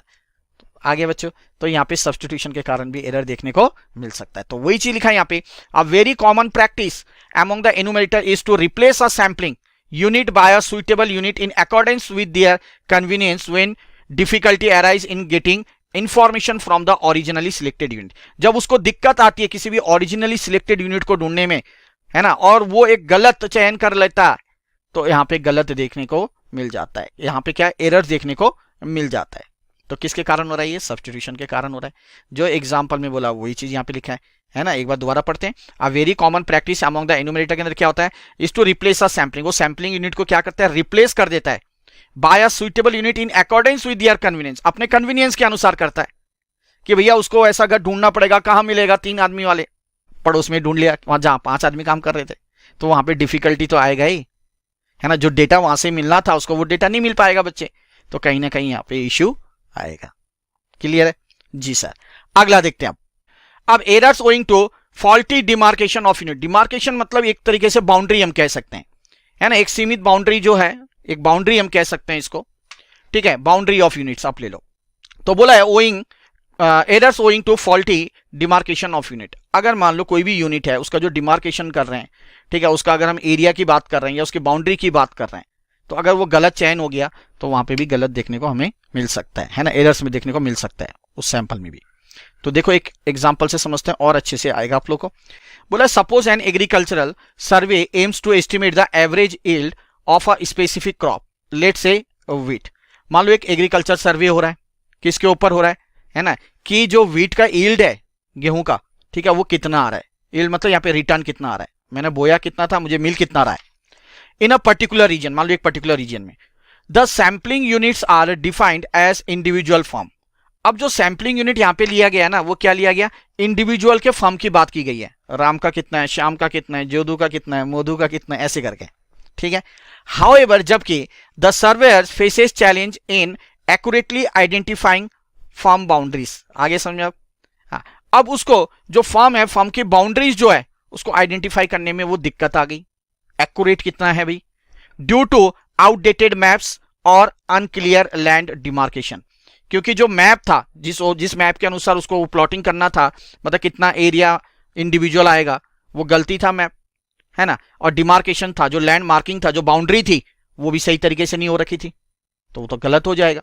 तो एज अ रिजल्ट जिसके कारण क्या हुआ, some larger farms might be mistakenly divided into smaller plot. अब क्या हुआ, उसको दिखा एक लार्जर फॉर्म है ना, क्या है वो, लार्जर फार्म है, एक ही फार्म है वो लार्जर फार्म, बट उसने सोचा अरे ये लार्जर फार्म ना शायद 3 भागों में डिवाइडेड है, क्योंकि मैपिंग सही नहीं हो रखी है, लैंड डिमार्केशन सही नहीं हो रखा है, तो उसने क्या कर दिया, जो एक लार्जर फार्म था उसको उसने छोटा छोटा इंडिविजुअल प्लॉट के तौर पे ले लिया। और हो सकता है कि जो छोटे छोटे इंडिविजुअल प्लॉट है 3-4, उसको मिलाकर उसने एक लार्ज साइज ले लिया हो, है ना, तो वही चीज लिखा आगे। And some small farms might be combined into larger units. आगे बच्चों, तो ये फॉल्टी डिमार्केशन के कारण can lead to underestimation और overestimation of the crop yield. तो उस केस में क्या हो सकता है, क्रॉप यील्ड का या तो ओवर एस्टिमेशन हो सकता है, क्योंकि वो तो सैंपल किसके तौर पे लेके चल रहा है, इंडिविजुअल हाउस होल्ड के तौर पे लेके चल रहा है। तो यहाँ पे ओवर एस्टिमेशन हो सकता है या अंडर एस्टिमेशन हो सकता है। जो क्रॉप यील्ड है हो सकता है कि वो ज्यादा दिखा रहा है या वो कम दिखा रहा है कि नहीं है, जब वो इंडिविजुअल क्या लैंड को लेके चल रहा है। ठीक है, तो ये दिक्कत आ सकती है। तो ये चीज ऊपर लिखा है बच्चों, देखो ध्यान से, बोला है it has its own origin in faulty demarcation of sampling units.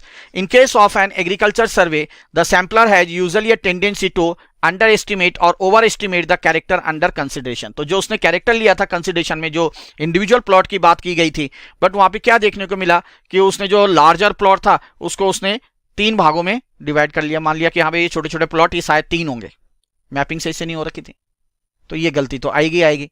तो जो क्रॉप यील्ड है, जैसे गेहूं की बात कर रहे हैं यहाँ पे एग्जांपल में, या तो वो बहुत ज्यादा दिखाएगा या तो बहुत कम आएगा। क्लियर है बच्चों? जी सर। अगला देखते हैं, अगला क्या बोला है बच्चों, errors owing to wrong choices of statistic या रॉन्ग चॉइस ऑफ स्टैटिस्टिक। कई बार होता है कि हम जो स्टैटिस्टिक का जो चयन करते हैं, है ना, स्टैटिस्टिक मतलब मीन या मोड, ये सारे हो गए, मीडियन, जो इनका चयन करते हैं, कहीं ना कहीं हम वो गलत अगर चूज कर लें तो वो दिक्कत आ जाएगी।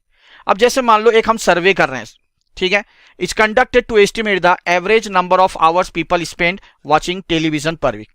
अगर मान लो एक मैं सर्वे कर रहा हूं कि भैया जो जनरली जो लोग हैं ना, एक हफ्ते में कितना टीवी देखते हैं पर वीक में, the researcher decide to use the median as the statistics instead of mean. अब रिसर्चर ने क्या सोचा कि भैया मैं यहाँ पे मीडियन का इस्तेमाल करूं मीन की जगह पे।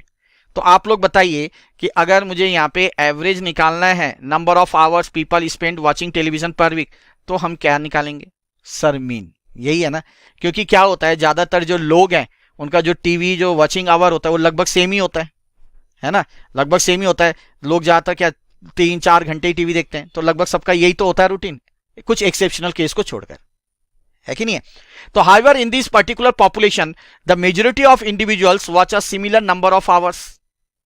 आगे बच्चे समझ, by using the median instead of mean the survey में इंट्रोड्यूस सैम्पलिंग एरर्स।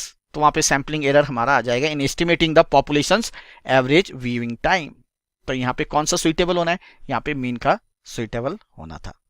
तो वही लिखा है, one must be careful in selection the proper statistics while estimating a population characters. तो जब पॉपुलेशन की कैरेक्टरिस्टिक की बात करेंगे, पॉपुलेशन की कैरेक्टर्स की बात करेंगे, तो यहां पे एक को क्या करना पड़ेगा, प्रॉपर स्टैटिस्टिक्स का इस्तेमाल करना पड़ेगा। क्लियर है बच्चों? जी सर। अब बोला है वेरिएबिलिटी इन द पॉपुलेशन। अब पॉपुलेशन में अगर वेरिएबिलिटी अंतर आ गया, ठीक है, पहले एग्जांपल से समझते हैं। अब क्या बोला, देखो बोला है सर एक पॉलिटिकल सर्वे किया जा रहा है, conducted to estimate voter preferences. Voter की प्रीफरेंस क्या है, तो the population exhibits diverse political प्रीफरेंसेस।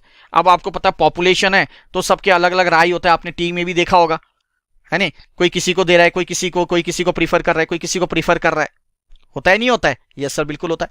If a simple random sampling, अब मान लो सिंपल रैंडम सैंपलिंग कर रहा हूं, ठीक है, तो ये हो सकता है कि मान लो कि जो मैंने सैंपल लिया 10 लोगों का 100 में से, तो हो सकता है कि वो एक ही पार्टी को प्रीफर करते हो। तो यहां पे गलत होगा नहीं होगा, खुद सोचो, है ना। Approach is use the sample may not be adequately capture this variability. तो वो वेरिएबिलिटी कैप्चर नहीं होगा, 10 के 10 तो सेम ही आ गए, है ना, जो सेम पॉलिटिकल पार्टी को प्रीफर करते हैं, leading to a larger sampling error. तो यहां पे सैंपलिंग एरर देखने को बहुत बड़ा मिलेगा। तो इसको कम करने के लिए हमें क्या करना पड़ेगा, स्ट्रैटिफाइड सैंपलिंग टेक्निक का इस्तेमाल करना पड़ेगा। अब स्ट्रैटिफाइड सैंपलिंग मतलब जो एंटायर पॉपुलेशन है उसको सबसे पहले मुझे ग्रुप करना पड़ेगा, है ना, कि कितने लोग हैं जो एक पॉलिटिकल पार्टी को प्रीफर करते हैं, कितने लोग हैं जो दूसरे पार्टी को करते हैं, कितने लोग हैं जो तीसरी पार्टी को करते हैं। तो उनका पहले तो मुझे स्टाटा बनाना है, और स्टाटा मतलब यही हो गया आपका, जिसको हम स्ट्रैटिफाइड कह रहे हैं। तो हमें स्टाटम बनाना है ना, एक पार्टी का ये, दूसरा का ये, तीसरे का ये, चौथे का ये, इस तरीके से हमने बना लिया, ठीक है। अब वो सारे एक ही के अंदर क्या आ गए, होमोजीनियस कैरेक्टर आ गए। दूसरे पार्टी का जो था वो सारा एक ही आ गया, होमोजीनियस कैरेक्टर। अब आखिरी में क्या करना है, उनसे हमने थोड़ा थोड़ा सैंपल लेना है, सैंपल लेके फिर हमने जो रिसर्च करना है वो रिसर्च करेंगे। अब जो रिसर्च करने के बाद जो हमारा रिजल्ट आएगा वो पूरा अब क्या किसको बताएगा, वो एंटायर पॉपुलेशन के बारे में बताएगा कि वो किसको प्रीफर करते हैं ज्यादातर, है कि नहीं है? Yes sir. Could be implemented, तो where voters are categorize into, तो हमें यहां पे क्या करना पड़ेगा, स्ट्रैटिफाइड सैंपलिंग का इस्तेमाल करना पड़ेगा। क्या होता है मैंने आपको बता दिया, है ना। Where voters are categorize into different strata, बताया था अलग अलग ग्रुप में, एंड सैंपल्स आर रैंडमली, फिर वहां से सैंपल को हम लोग सिलेक्ट करेंगे, क्या करेंगे, सैंपल को सिलेक्ट करेंगे ईच स्टाटम से, और इस अप्रोच से अगर हम चलते हैं तो वो सैंपलिंग एरर क्या होगा हमारा, कम होगा, या हो सकता है कि ना भी हो, है कि नहीं। क्लियर है बच्चों? जी सर, बहुत अच्छे से समझ में आ गया। तो ये बहुत इंपॉर्टेंट है अगर मैं थ्योरेटिकल पॉइंट ऑफ व्यू से बात करूं तो बच्चों, ठीक है। चलिए बच्चों, अभी स्टार्ट करने जा रहे हैं हम लोग नया टॉपिक, दैट इज पॉपुलेशन और यूनिवर्स एंड सैंपल, ठीक है। ये एक तरीके से टर्मिनोलॉजी है सैंपलिंग के अंदर, तो हम इसको डिटेल में एक एक करके जानेंगे। टोटली ये थ्योरेटिकल पार्ट है, आराम से समझना। चलो, आप लोग के लिए मैंने यहाँ पे हल्का सा बना दिया, देखो यहाँ पे क्या है बच्चों, हम बात करेंगे सबसे पहले पॉपुलेशन की। पॉपुलेशन का मतलब क्या, आप देख सकते हो मैंने क्या लिखा है यहाँ पे, डेटा अंडर स्टडी। ये जो हमने देखा, ये जो सर्कल है, इस सर्कल के अंदर मैंने ये सारे जो लिया, एंटायर पॉपुलेशन लिया, जितने भी आइटम्स हैं यूनिवर्स के अंदर बच्चों, वो सारा मैंने यहाँ पे कवर किया as in the form of population, जिसे हम लोग यूनिवर्स भी कह सकते हैं, ठीक है। क्या लिखा है यहाँ पे आगे, aggregate of units under consideration, तो ये सारे वो यूनिट्स हैं जिनको हम कंसिडर करेंगे।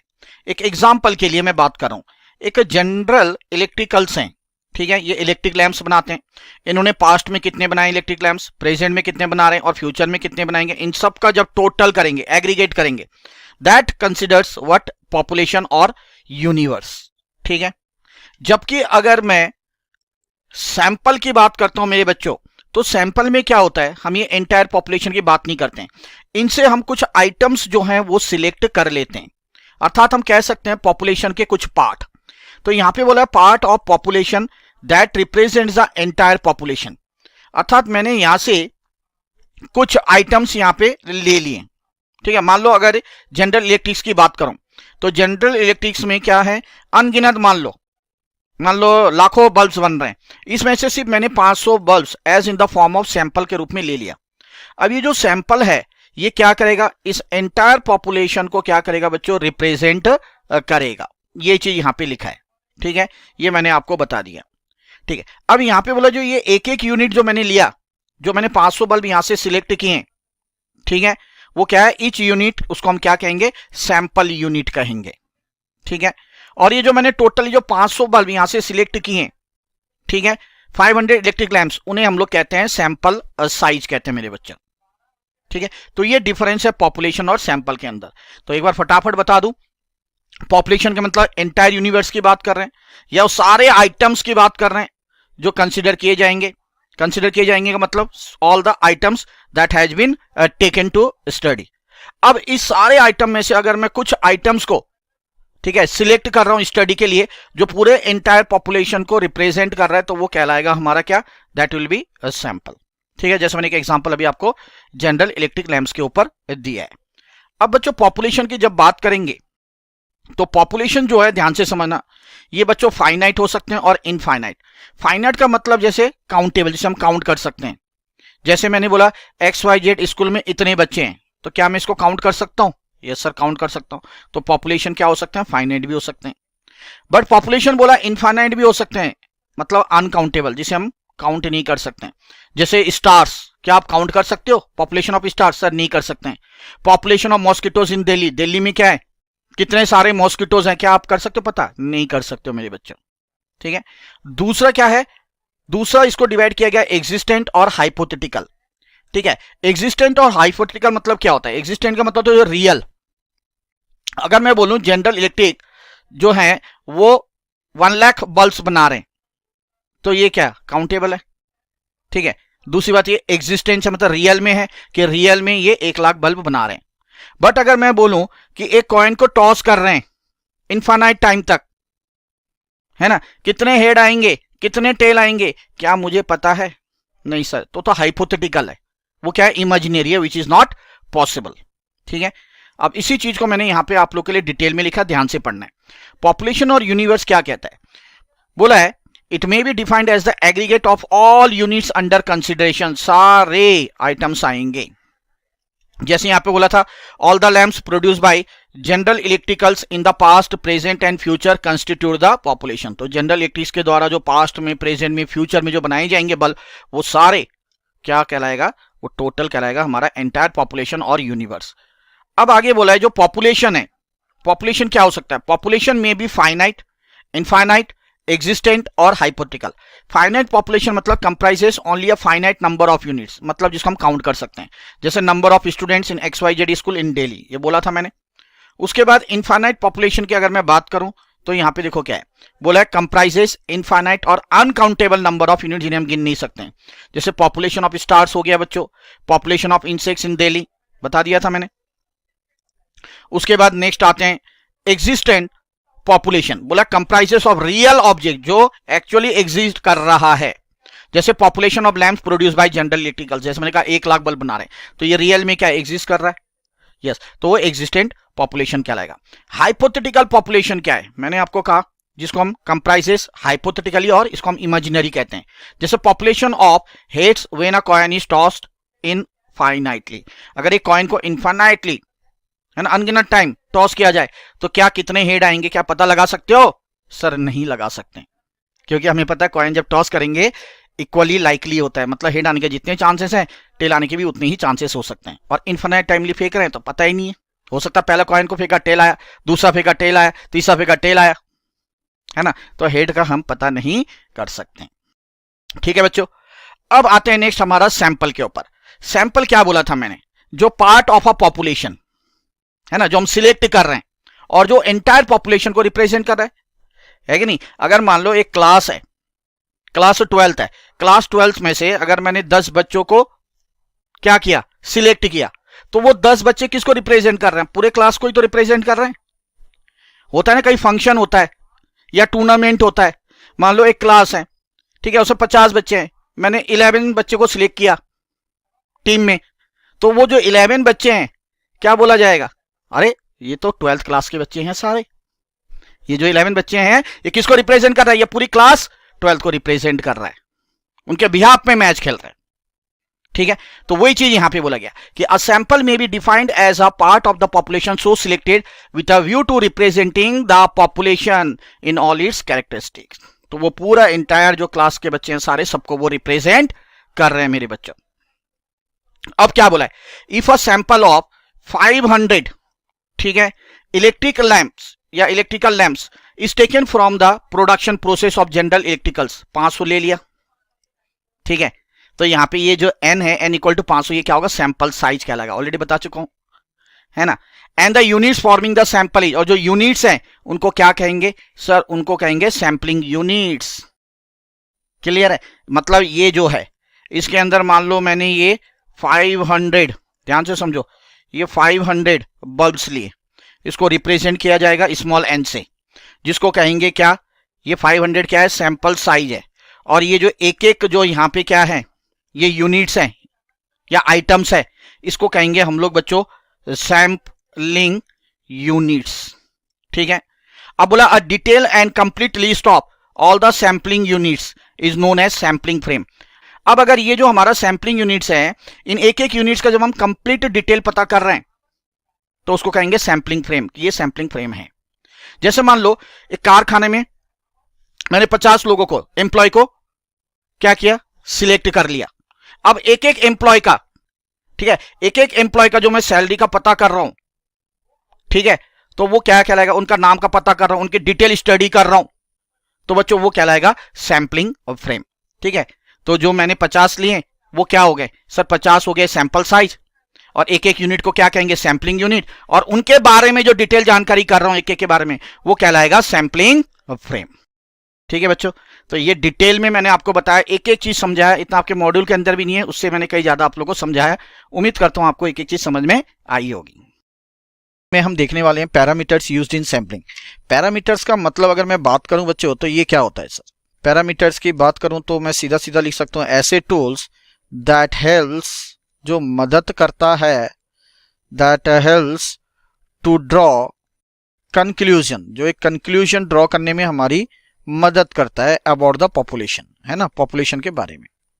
ठीक है, या अबाउट द सैंपल कुछ लिख सकते हैं आप, है ना, क्योंकि सैंपल के बारे में करेंगे तो वही क्या करेगा, पॉपुलेशन को रिप्रेजेंट करेगा, या सैंपल।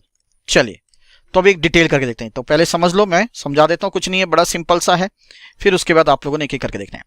तो मैंने देखा था एक पॉपुलेशन और एक सैंपल क्या होता है, ऑलरेडी हम लोग पढ़ चुके हैं। तो पॉपुलेशन के अंदर हमने क्या देखा था, एग्रीगेट ऑफ यूनिट्स, हर एक यूनिट्स को हम लोग कंसीडर कर रहे थे, है कि नहीं है। सैंपल की जब बात कर रहा था मैं, तो पार्ट ऑफ पॉपुलेशन, मैंने क्या किया था, पॉपुलेशन से कुछ यूनिट्स मैंने ले लिए थे जिसे मैं क्या कह रहा था, सैंपल कह रहा था, है कि नहीं। जब बच्चों ध्यान रखना, पॉपुलेशन मीन, ये सारे पैरामीटर से एक एक करके देखेंगे। पॉपुलेशन मीन की बात करते हैं तो उसको डिनोट किया जाता है म्यू से, है ना, इस तरीके से लिखते हैं, ध्यान रखना, ये म्यू एम, ठीक है। जब सैंपल मीन की बात करेंगे तो बच्चों उसके लिए हम क्या करेंगे, एक्स बार, ठीक है, ये चीज ध्यान रखना आपने अच्छे से। पॉपुलेशन वेरिएंस की बात करेंगे तो बच्चों क्या होगा, सिग्मा का स्क्वायर, और जब सैंपल वेरिएंस की बात करेंगे तो एस का स्क्वायर होगा। ध्यान रखना, यहां पे क्या है, सिग्मा है उसका स्क्वायर, और यहां पे क्या है, एस का स्क्वायर है, ठीक है। अगर बच्चों पॉपुलेशन स्टैंडर्ड डेविएशन करेंगे तो आप लोग को पता है सिर्फ सिग्मा जो होता है वो आपका स्टैंडर्ड डेविएशन कहलाता है, कर रखा है आपने ऑलरेडी पहले भी, और स्क्वायर कर देते हैं तो वो वेरिएंस हो जाता है। उसी तरीके से सैंपल वेरिएंस का क्या होगा आपका, हमने देखा था सैंपल वेरिएंस में क्या होता है, एस का स्क्वायर, तो सैंपल स्टैंडर्ड डेविएशन क्या होगा, सिर्फ एस होगा, स्क्वायर जो है वो हट जाएगा। पॉपुलेशन प्रोपोर्शन का बच्चों फॉर्मूला होता है पी, यहाँ पे ये स्मॉल पी आपने लिखना है, और सैंपल प्रोपोर्शन के केस में आपने कैपिटल पी से डिनोट करना है। तो बच्चों ये सारे थे हमारे क्या पैरामीटर्स, ये आप लोग को याद रखने पड़ेंगे। क्लियर है बच्चों? जी सर। चलिए बच्चों, तो सैंपलिंग चैप्टर का सबसे इंपॉर्टेंट टॉपिक है आपका sampling distribution and standard error of statistics. तो ये हम डिटेल में एक एक चीज देखेंगे बच्चों। सबसे पहले मैं आपको बताऊंगा सैंपलिंग डिस्ट्रीब्यूशन के बारे में, और उसके बाद हम नेक्स्ट वीडियो में देखने वाले हैं स्टैंडर्ड एरर। तो चलिए स्टार्ट करते हैं। चलिए बच्चों, तो सबसे पहले कुछ हमें बेसिक चीजें जाननी है। हम लोग ऑलरेडी पढ़ चुके थे कि पॉपुलेशन क्या होता है, ठीक है। सपोज मान लो ये मैं पॉपुलेशन लिख रहा हूं यहाँ पे, और यहाँ पे मैं ले रहा हूं सैंपल।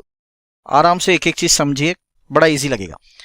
चलिए, अब पॉपुलेशन का मतलब मैंने क्या पढ़ाया था, मैंने पढ़ाया था बच्चों पॉपुलेशन का मतलब कि जब एक ग्रुप को हम स्टडी करते हैं, है ना, अर्थात जो ग्रुप के अंदर जितने भी यूनिट्स होते हैं या जितने भी एलिमेंट्स होते हैं, जब सबको स्टडी किया जाता है तो वो हमारा एज अ होल क्या कहलाता है, पॉपुलेशन कहलाता है कि नहीं। और बच्चों जब इस पॉपुलेशन से मैं रैंडमली सिलेक्ट करता हूं कुछ यूनिट्स को या कुछ एलिमेंट्स को, तो वो क्या कहलाता है, आपका सैंपल कहलाता है ना। क्या, सिलेक्ट रैंडमली। रैंडमली का मतलब मैं बता चुका हूं कि जितने भी एलिमेंट्स हैं पॉपुलेशन के अंदर, हर एलिमेंट्स का जो चांस है ना सिलेक्ट होने का, वो इक्वली है। क्लियर है? अब एक चीज बताओ, ये जो सैंपल मैं लेता हूं तो इसका मतलब क्या है ना, ये क्या डिनोट करता है सर, ये सैंपल रिप्रेजेंट करता है किसको, पॉपुलेशन को, ठीक है। सर ये जो सैंपल है ये पॉपुलेशन के बारे में डिसीजन लेने में मदद करता है, क्योंकि पॉपुलेशन में जो एलिमेंट्स होते हैं बच्चों वो अनगिनत हो सकते हैं, है ना, फाइनाइट भी हो सकते हैं, इनफाइनाइट भी हो सकते हैं, तो बहुत सारा है ना। तो हर एक को स्टडी करना वो पॉसिबल नहीं होता है, इसलिए हम लोग क्या करते हैं, सैंपल को स्टडी करते हैं, और सैंपल को अच्छे से स्टडी करने के बाद हम एक कंक्लूजन में पहुंचते हैं, डिसीजन लेते हैं किसके बारे में, पॉपुलेशन के बारे में, है ना, जिसके अंदर ये सारे एलिमेंट्स आते हैं, ठीक है। अब ये कैसे किया जाता है इसको आपने ध्यान से समझना है। अब बच्चों उसके लिए मैं आप लोग को यहाँ पे एक चीज बता रहा हूं, मैं सैंपल के स्टैटिस्टिक्स की बात कर रहा हूं, ठीक है, स्टैटिस्टिक्स किसके, सैंपल का। अब जो सैंपल के जो स्टैटिस्टिक्स की बात करूं तो बच्चों क्या क्या होता है आपको पता है, जैसे कि हमारा मीन हो गया, एन हो गया हमारा सैंपल साइज, एस हो गया हमारा क्या, स्टैंडर्ड डेविएशन। और ये क्या करता है, जो सैंपल का मैंने जो स्टैटिस्टिक्स के बारे में बताया, ये हमारे जो पॉपुलेशन के जो पैरामीटर्स हैं, है ना, क्या क्या पैरामीटर्स हैं, यहाँ पे म्यू लिखते हैं हम लोग, है ना, मीन ऑफ पॉपुलेशन, ठीक है। उसके बाद कैपिटल एन होता है पॉपुलेशन साइज, और सिग्मा होता है आपका स्टैंडर्ड डेविएशन। तो ये जो स्टैटिस्टिक्स है सैंपल की, ये पॉपुलेशन की पैरामीटर्स को क्या एस्टिमेट करने में हमारी मदद करता है कि नहीं, ये एस्टिमेट करने में मदद करता है। अब क्योंकि जब हम पॉपुलेशन की बात करते हैं, ध्यान से समझना इस चीज को जो समझा रहा हूं, पॉपुलेशन में मैंने कहा कि बहुत सारे एलिमेंट्स होते हैं, बहुत सारे यूनिट्स होते हैं, ठीक है। अब बोला गया कि उसका आप म्यू निकालो, मतलब मीन निकालो, तो वो पॉसिबल नहीं है, बहुत सारे ऑब्जर्वेशंस होते हैं। तो हम लोग क्या करते हैं, कुछ, ठीक है, कुछ एलिमेंट सिलेक्ट कर लेते हैं। जैसे मान लो कि पॉपुलेशन में मान लो बहुत सारे ही हैं, 2 है, 3 है, 5 है, ये सारे ऑब्जर्वेशन दे रखे हैं, मान लो सारे एलिमेंट है, 7 है, 8 है, 9 है, और भी बहुत सारे हैं, ठीक है। अब इनका मैं अगर मीन निकालूं बच्चों, तो वो पॉसिबल नहीं है क्योंकि बहुत सारे ऑब्जर्वेशन है। तो हम लोग क्या करते हैं, यहाँ से रैंडमली सिलेक्ट कर लेते हैं कुछ एलिमेंट्स को, जैसे मान लो 2 कर दिया, 3 कर दिया, 5 कर दिया, 6 कर दिया मान लो। और मैं क्या करूंगा, ये जो सैंपल आया जो हमने रैंडमली सिलेक्ट किया, इसका बच्चों मैं क्या निकाल रहा हूं, इसका मीन निकाल रहा हूं, है ना, सैंपल मीन एक्स बार। अब ये जो सैंपल मीन आएगा तो ये क्या डिनोट करेगा, ये डिनोट करेगा, रिप्रेजेंट करेगा डिसीजन लेने में किसकी, पॉपुलेशन की, कि इसका जो मीन आ रहा है तो हम लोग अनुमान लगाते हैं, एस्टिमेट करते हैं कि जो ये पूरा पॉपुलेशन का जो मीन आएगा वो लगभग सैंपल के क्या, मीन के बराबर आएगा। ठीक है, सैंपल के मीन को एक्स बार से डिनोट करते हैं और पॉपुलेशन के मीन की जब बात करते हैं तो उसको म्यू से डिनोट करते हैं, ये ध्यान रखना। ठीक है, तो उम्मीद करता हूं ये समझ में आपको अच्छे से आ गया होगा। अब बच्चों नेक्स्ट चीज आपने अच्छे से समझनी है। अब मान लो यहाँ पे ये पॉपुलेशन है, ठीक है, मैंने यहाँ पे क्या बोल दिया बच्चों, ये दिस इज पॉपुलेशन। और इस पॉपुलेशन में अगर मैं यहाँ पे बात करता हूं कि फाइनाइट यूनिट्स है या फाइनाइट एलिमेंट्स है, मान लो जो साइज है वो क्या है, इसका फाइनाइट है। कहने का मतलब जो इसके अंदर जो एलिमेंट है वो काउंटेबल है, वो फिक्स्ड है। ठीक है जी सर। तो बच्चों अब आपने क्या ध्यान रखना है, अच्छे से समझिए। जो ये साइज होगा फाइनाइट साइज, उसको हम डिनोट करते हैं कैपिटल एन से। ठीक है, ये होगा हमारा क्या, पॉपुलेशन साइज। क्लियर बच्चों? जी सर। अब क्या कर रहे हैं, ये अगर फाइनाइट है पॉपुलेशन, ठीक है, यहां पे मैंने कहा कि अगर फिक्स नंबर ऑफ यूनिट्स या फिक्स नंबर ऑफ एलिमेंट्स है तो जो इससे जो मैं सैंपल, ठीक है, रैंडमली सिलेक्ट करूंगा तो वो सैंपल साइज भी क्या होगा सर, वो सैंपल साइज भी फाइनाइट होगा। तो इसके सैंपल साइज को हम लोग लिखते हैं क्या, एन। पॉपुलेशन साइज होगा कैपिटल एन, सैंपल साइज होगा एन। तो कहने का मतलब मैंने आपको यही चीज कहा कि अगर हमारा पॉपुलेशन साइज बच्चों फाइनाइट है तो सैंपल साइज भी हम लोग क्या, रैंडमली जो सिलेक्ट करेंगे वो भी क्या होगा, फाइनाइट ही होगा। ठीक है, तो उस केस में हम कितने सैंपल निकाल सकते हैं, ठीक है, मान लेते हैं हम लोग निकाल सकते हैं केथ सैंपल। कितने सैंपल निकाल सकते हैं, केथ सैंपल निकाल सकते हैं। ठीक है, अब इस केथ सैंपल को निकालने के लिए हमारे पास 2 फॉर्मूलेज हैं जो हमें याद रखने पड़ेंगे। ठीक है, क्या है सर वो, एक होता है सबसे पहले सिंपल, ध्यान से समझना, simple random sampling, simple random sampling with replacement. इसको हम लोग लिख सकते हैं simple random sampling with replacement. और दूसरा होता है बच्चों हमारा सिंपल रैंडम सैंपलिंग, मतलब सिंपली हमने क्या करना पड़ता है, सारे जो एलिमेंट्स हैं पॉपुलेशन के अंदर वो इक्वली चांसेस हैं उनके सिलेक्ट होने के लिए। ठीक है, ये होता है आपका simple random sampling. Simple random sampling without replacement. ठीक है, अभी नोट मत करना, पहले चीज को समझ लें अच्छे से। तो simple random sampling without replacement. ठीक है, अब विथ रिप्लेसमेंट का मतलब यहां पे क्या, विथ रिप्लेसमेंट का मतलब जो पॉपुलेशन से जो एलिमेंट्स या यूनिट्स जो मैं रैंडमली सिलेक्ट कर रहा हूं वो वापस मैं पॉपुलेशन पे रख सकता हूं, ये होगा विथ रिप्लेसमेंट। और विदाउट रिप्लेसमेंट मतलब अगर जो मैंने एलिमेंट सिलेक्ट कर लिए पॉपुलेशन से सैंपल में, उसको मैं क्या वापस नहीं रख सकता हूं, यही है इसका मतलब। जी सर। तो बच्चों अगर मैं बात करूं, दोबारा रिपीट कर रहा हूं, ध्यान से सुनना, इंपॉर्टेंट है कि अगर पॉपुलेशन साइज हमारा फाइनाइट है दैट इज एन, और सैंपल साइज भी हमारा क्या होगा, फाइनाइट ही होगा, क्योंकि ये फाइनाइट है तो यहाँ पे क्या जो रैंडमली सिलेक्ट करेंगे वो फाइनाइट ही एलिमेंट सिलेक्ट करेंगे जिसको हम स्मॉल एन से डिनोट करते हैं। तो बच्चों कितने सैंपल हम लोग निकाल सकते हैं, ठीक है, कितने सैंपल हम लोग फाइंड आउट कर सकते हैं, तो उसको हम लोग ले रहे हैं कि मान लो कि केथ सैंपल फाइंड आउट कर सकते हैं। तो जब आती है बात simple random sampling with replacement की, तो उसके लिए जो केथ सैंपल निकालने का जो फॉर्मूला होता है, ठीक है, वो फॉर्मूला होता है बच्चों हमारा कैपिटल एन मतलब पॉपुलेशन साइज, और उसके ऊपर पावर आएगा small n that is sample size.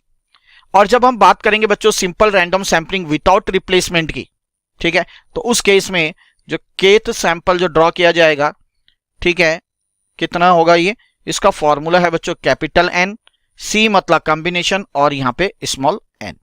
ठीक है, होप आप लोग को ये अच्छे से समझ में आ गया होगा। अब इसको एक एग्जांपल से समझते हैं, देखो ध्यान से समझो और क्लियर हो जाएगा। मान लो एन जो कि मेरा क्या है सर, पॉपुलेशन साइज है, ठीक है, ये दे रखा है हमारे पास मान लो 3, और स्मॉल एन जो हमारा सैंपल साइज होगा। सैंपल साइज का मतलब जो हम सैंपल ले रहे हैं ना, वो क्या, उसके अंदर जो एलिमेंट्स होंगे, हर सैंपल के अंदर दो दो एलिमेंट्स होंगे, इसका मतलब ये ध्यान रखना। ठीक है जी सर। तो बच्चों अब अगर हम पहले वाले से कर रहे हैं क्या, simple random sampling with replacement, तो उसका फॉर्मूला क्या किया था हमने बच्चों, कैपिटल एन और उसकी पावर के ऊपर स्मॉल एन। तो यहाँ पे 3 की पावर क्या हो जाएगा सर, 3 की पावर 2 हो जाएगी, दैट इज कितना आ जाएगा 6। तो कितने सैंपल होंगे बच्चों, 6 सैंपल होंगे, मतलब टोटल नंबर ऑफ सैंपल जो ड्रॉ किया जाएगा वो कितना होगा, 6 हो जाएगा। ठीक है, जहां पे एन क्या है, हमारा सैंपल साइज है। ठीक है, और ये जो है हमारा कैपिटल एन, स्मॉल एन है सैंपल साइज, कैपिटल एन है पॉपुलेशन साइज। तो मतलब जो सैंपल साइज होगा वो क्या होगा, दो दो एलिमेंट होंगे उसमें हर सैंपल में। जो 6 हमारे सैंपल्स होंगे तो हर एक सैंपल के अंदर दो दो एलिमेंट्स होंगे, ये ध्यान रखना। और अगर मैं बात करूंगा simple random sampling without replacement की, तो उसके लिए फॉर्मूला क्या है सर, एन सी और स्मॉल एन, ये कैपिटल एन ये स्मॉल एन। तो क्या हो जाएगा, 3C2 हो जाएगा। और इसका आपको पता ही है 3 का फैक्टोरियल 2 का फैक्टोरियल 3 माइनस 2 क्या हो जाएगा 1। तो 1 का फैक्टोरियल मतलब 1 ही होता है। ठीक है, अब इसको 3 मल्टीप्लाई बाई 2 का फैक्टोरियल, ये कैंसिल, तो यहाँ पे जो आएगा हमारा क्या आ जाएगा, 3 आ जाएगा। तो यहाँ पे जो सैंपल्स होगा, टोटल नंबर ऑफ सैंपल्स वो 3 होगा। कब, जब हम simple random sampling without replacement की बात कर रहे हैं। ठीक है, और जब विथ रिप्लेसमेंट की बात कर रहे हैं तो जो सैंपल होगा वो क्या होगा, 6 होगा। ठीक है, जो सैंपल के साइज होंगे दोनों केस में क्या होगा मेरे बच्चों, 2 होगा, मतलब हर सैंपल पे दो दो एलिमेंट्स ही होंगे। अच्छे से आ गया बच्चों। हाँ, तो ये पूरा कंसेप्ट मैंने आपको समझा दिया है और उम्मीद करता हूं कि आप लोग को ये अच्छे से समझ में आ गया होगा। अब हम थोड़ा सा बात करेंगे सैंपल डिस्ट्रीब्यूशन की, पर उसके लिए जानना जरूरी है कुछ चीजें, ध्यान से देखो। अब यहाँ पे हमारा ये क्या है, मैंने पॉपुलेशन ले। ठीक है, अब बच्चों पॉपुलेशन के जो पैरामीटर्स हैं हमें पता क्या क्या है, मान लो म्यू हो गया। ठीक है, उसके बाद स्टैंडर्ड डेविएशन के लिए हम लोग क्या लिखते हैं सर, ये सिग्मा, और ये हो गया हमारा वेरिएंस। ठीक है, और इसका जो हमारा पॉपुलेशन साइज है वो क्या है, कैपिटल एन है। अब यहां से मैं मान लो कुछ सैंपल्स ले रहा हूं, ध्यान से समझो। ठीक है, कुछ सैंपल ले रहा हूं, ये सैंपल 1। ठीक है, ये फर्स्ट सैंपल, ये सैंपल मैंने आराम से समझना है, कुछ नहीं है, सेकंड सैंपल, यहाँ पे ये थर्ड सैंपल, और ऐसे करते डॉट डॉट डॉट डॉट, यहाँ पे मैंने ले लिया मान लो केथ सैंपल। ठीक है, अब यहाँ पे जो हमारा सैंपल साइज है हर केस में वो क्या है, n है। ठीक है, जैसे हमने अभी एक एग्जांपल में देखा था ऊपर, ये n था ना, स्मॉल n, ये था ना 2, है ना, कि हर सैंपल के अंदर 2 ही एलिमेंट्स होंगे। तो यहाँ पे मैं क्या बता रहा हूँ, यहाँ पे n एलिमेंट्स होंगे हर सैंपल के अंदर। अब अगर इसके स्टैटिस्टिक्स की बात करूं तो यहाँ पे क्या क्या हो जाएगा, यहाँ पे मीन के लिए हम क्या लिखते हैं, x बार 1 ले रहा हूं क्योंकि फर्स्ट है बोलकर। यहाँ पे हम स्टैंडर्ड डेविएशन को क्या लेते हैं, s लेते हैं बच्चों, तो S1। और यहाँ पे जो वेरिएंस है ये हो गया। उसी तरीके से यहाँ पे बात करूं x बार 2, ये सारे स्टैटिस्टिक्स हो गए। ठीक है, इस स्टैंडर्ड डेविएशन की बात करूं तो बच्चों S2, और वेरिएंस की बात करूं तो इसका स्क्वायर। इसी तरीके से यहाँ पे x बार 3, और यहाँ पे भी 3, और ये जो आएगा आपका, ठीक है, ये भी आ गया, वेरिएंस है ना। अब केथ की बात कर रहे हैं तो यहाँ पे x बार k हो जाएगा, स्टैंडर्ड डेविएशन क्या हो जाएगा, k हो जाएगा, और आपका जो वेरिएंस होगा वो यहाँ पे k आ जाएगा। ठीक है, तो ये आप लोग को अच्छे से समझ में आ गया। तो यहाँ पे हमने देखा कि जो हमारा यहाँ पे पॉपुलेशन है वो फाइनाइट है, मान लो ये क्या है हमारा फाइनाइट है, और हमने ये पैरामीटर ले लिए पॉपुलेशन के, तो इससे मैं क्या ले रहा हूँ, ये सारे सैंपल ले रहा हूँ। अब मैं यहाँ पे कुछ डिस्ट्रीब्यूशन बना रहा हूँ, ध्यान से समझना। ठीक है, कुछ डिस्ट्रीब्यूशन बना रहा हूँ। अगर मैं इसकी बात करूँ यहाँ पे तो डिस्ट्रीब्यूशन कैसे बनेगा, देखो पहले मीन का बना रहा हूँ मैं, किसका बना रहा हूँ, सबके केस में मीन का। तो यहाँ पे x बार 1, ठीक है, यहाँ पे ले लिया मैंने x बार 2, यहाँ पे x बार 3, ऐसे करते करते x बार k तक। ठीक है, अब आपने क्या करना है बच्चों, प्रोबेबिलिटी निकालनी है। ठीक है, क्या करना होता है डिस्ट्रीब्यूशन के लिए, ये हम सैम्पलिंग डिस्ट्रीब्यूशन की बात कर रहे हैं। ठीक है, ये बात कर रहे हैं हम लोग सैम्पलिंग डिस्ट्रीब्यूशन। ठीक है, ये चीज आपने करना है। इसके ऊपर मैं एक एग्जांपल आपकी बुक से करा दूंगा, इलास्ट्रेशन है ना। तो प्रोबेबिलिटी x बार 1 का, प्रोबेबिलिटी x बार 2, प्रोबेबिलिटी x बार 3। प्रोबेबिलिटी का मतलब यहाँ पे क्या, जो आपका मीन आया divide by total number of samples. ठीक है, ऐसे करते करते प्रोबेबिलिटी x बार k। क्लियर है बच्चों। अब यहाँ पे हमने एक डिस्ट्रीब्यूशन टेबल बना लिया। अब ये डिस्ट्रीब्यूशन टेबल को हम लोग क्या कहते हैं, सैम्पलिंग डिस्ट्रीब्यूशन कहते हैं। और किसका कर रहे हैं हम लोग, ये मीन का। तो यहाँ पे आ जाएगा सैम्पलिंग डिस्ट्रीब्यूशन ऑफ मीन। ठीक है बच्चों, बस ये था आपका सैम्पलिंग डिस्ट्रीब्यूशन ऑफ मीन। इसी तरीके से बच्चों हम लोग सैम्पलिंग डिस्ट्रीब्यूशन, इसी तरीके से हम लोग सैम्पलिंग डिस्ट्रीब्यूशन किसका कर सकते हैं, ऑफ स्टैंडर्ड डेविएशन भी कर सकते हैं। ठीक है, तो स्टैंडर्ड डेविएशन के केस में क्या हो जाएगा sir, S1 S2 sir S3 dot dot dot Sk तक। और इसका भी फिर उसी तरीके से प्रोबेबिलिटी करना है, S1 ये फिर S2 प्रोबेबिलिटी। ठीक है, ये S3 जो आपका स्टैंडर्ड डेविएशन आएगा डिवाइड बाय जो आपके टोटल नंबर ऑफ सैंपल्स आ रहे हैं। ठीक है, टोटल नंबर ऑफ सैंपल मतलब जो केथ सैंपल हमने निकाला था, याद आ गया। प्रोबेबिलिटी यहाँ पे Sk। ठीक है, अब ये sampling distribution of standard deviation हो गया, ये सैम्पलिंग डिस्ट्रीब्यूशन ऑफ मीन हो गया क्योंकि यहाँ पे मीन को लिया गया था। इसी तरीके से बच्चों हम लोग सैम्पलिंग डिस्ट्रीब्यूशन ऑफ वेरिएंस भी निकाल सकते हैं। ठीक है, ये वेरिएंस है नीचे सब। क्लियर है बच्चों। तो मैंने हर एक चीज आपको डिटेल में समझाया, तो उम्मीद करता हूं कि आप लोग को ये सारी चीजें अच्छे से समझ में आ गई होगी। ठीक है, अब एक क्वेश्चन हम लोग कर लेंगे, ठीक है, अच्छे से देख लेंगे। क्लियर है बच्चों। चलिए अब एक इलास्ट्रेशन हम लोग ICAI मॉड्यूल के आप लोग के बुक से देख लेते हैं।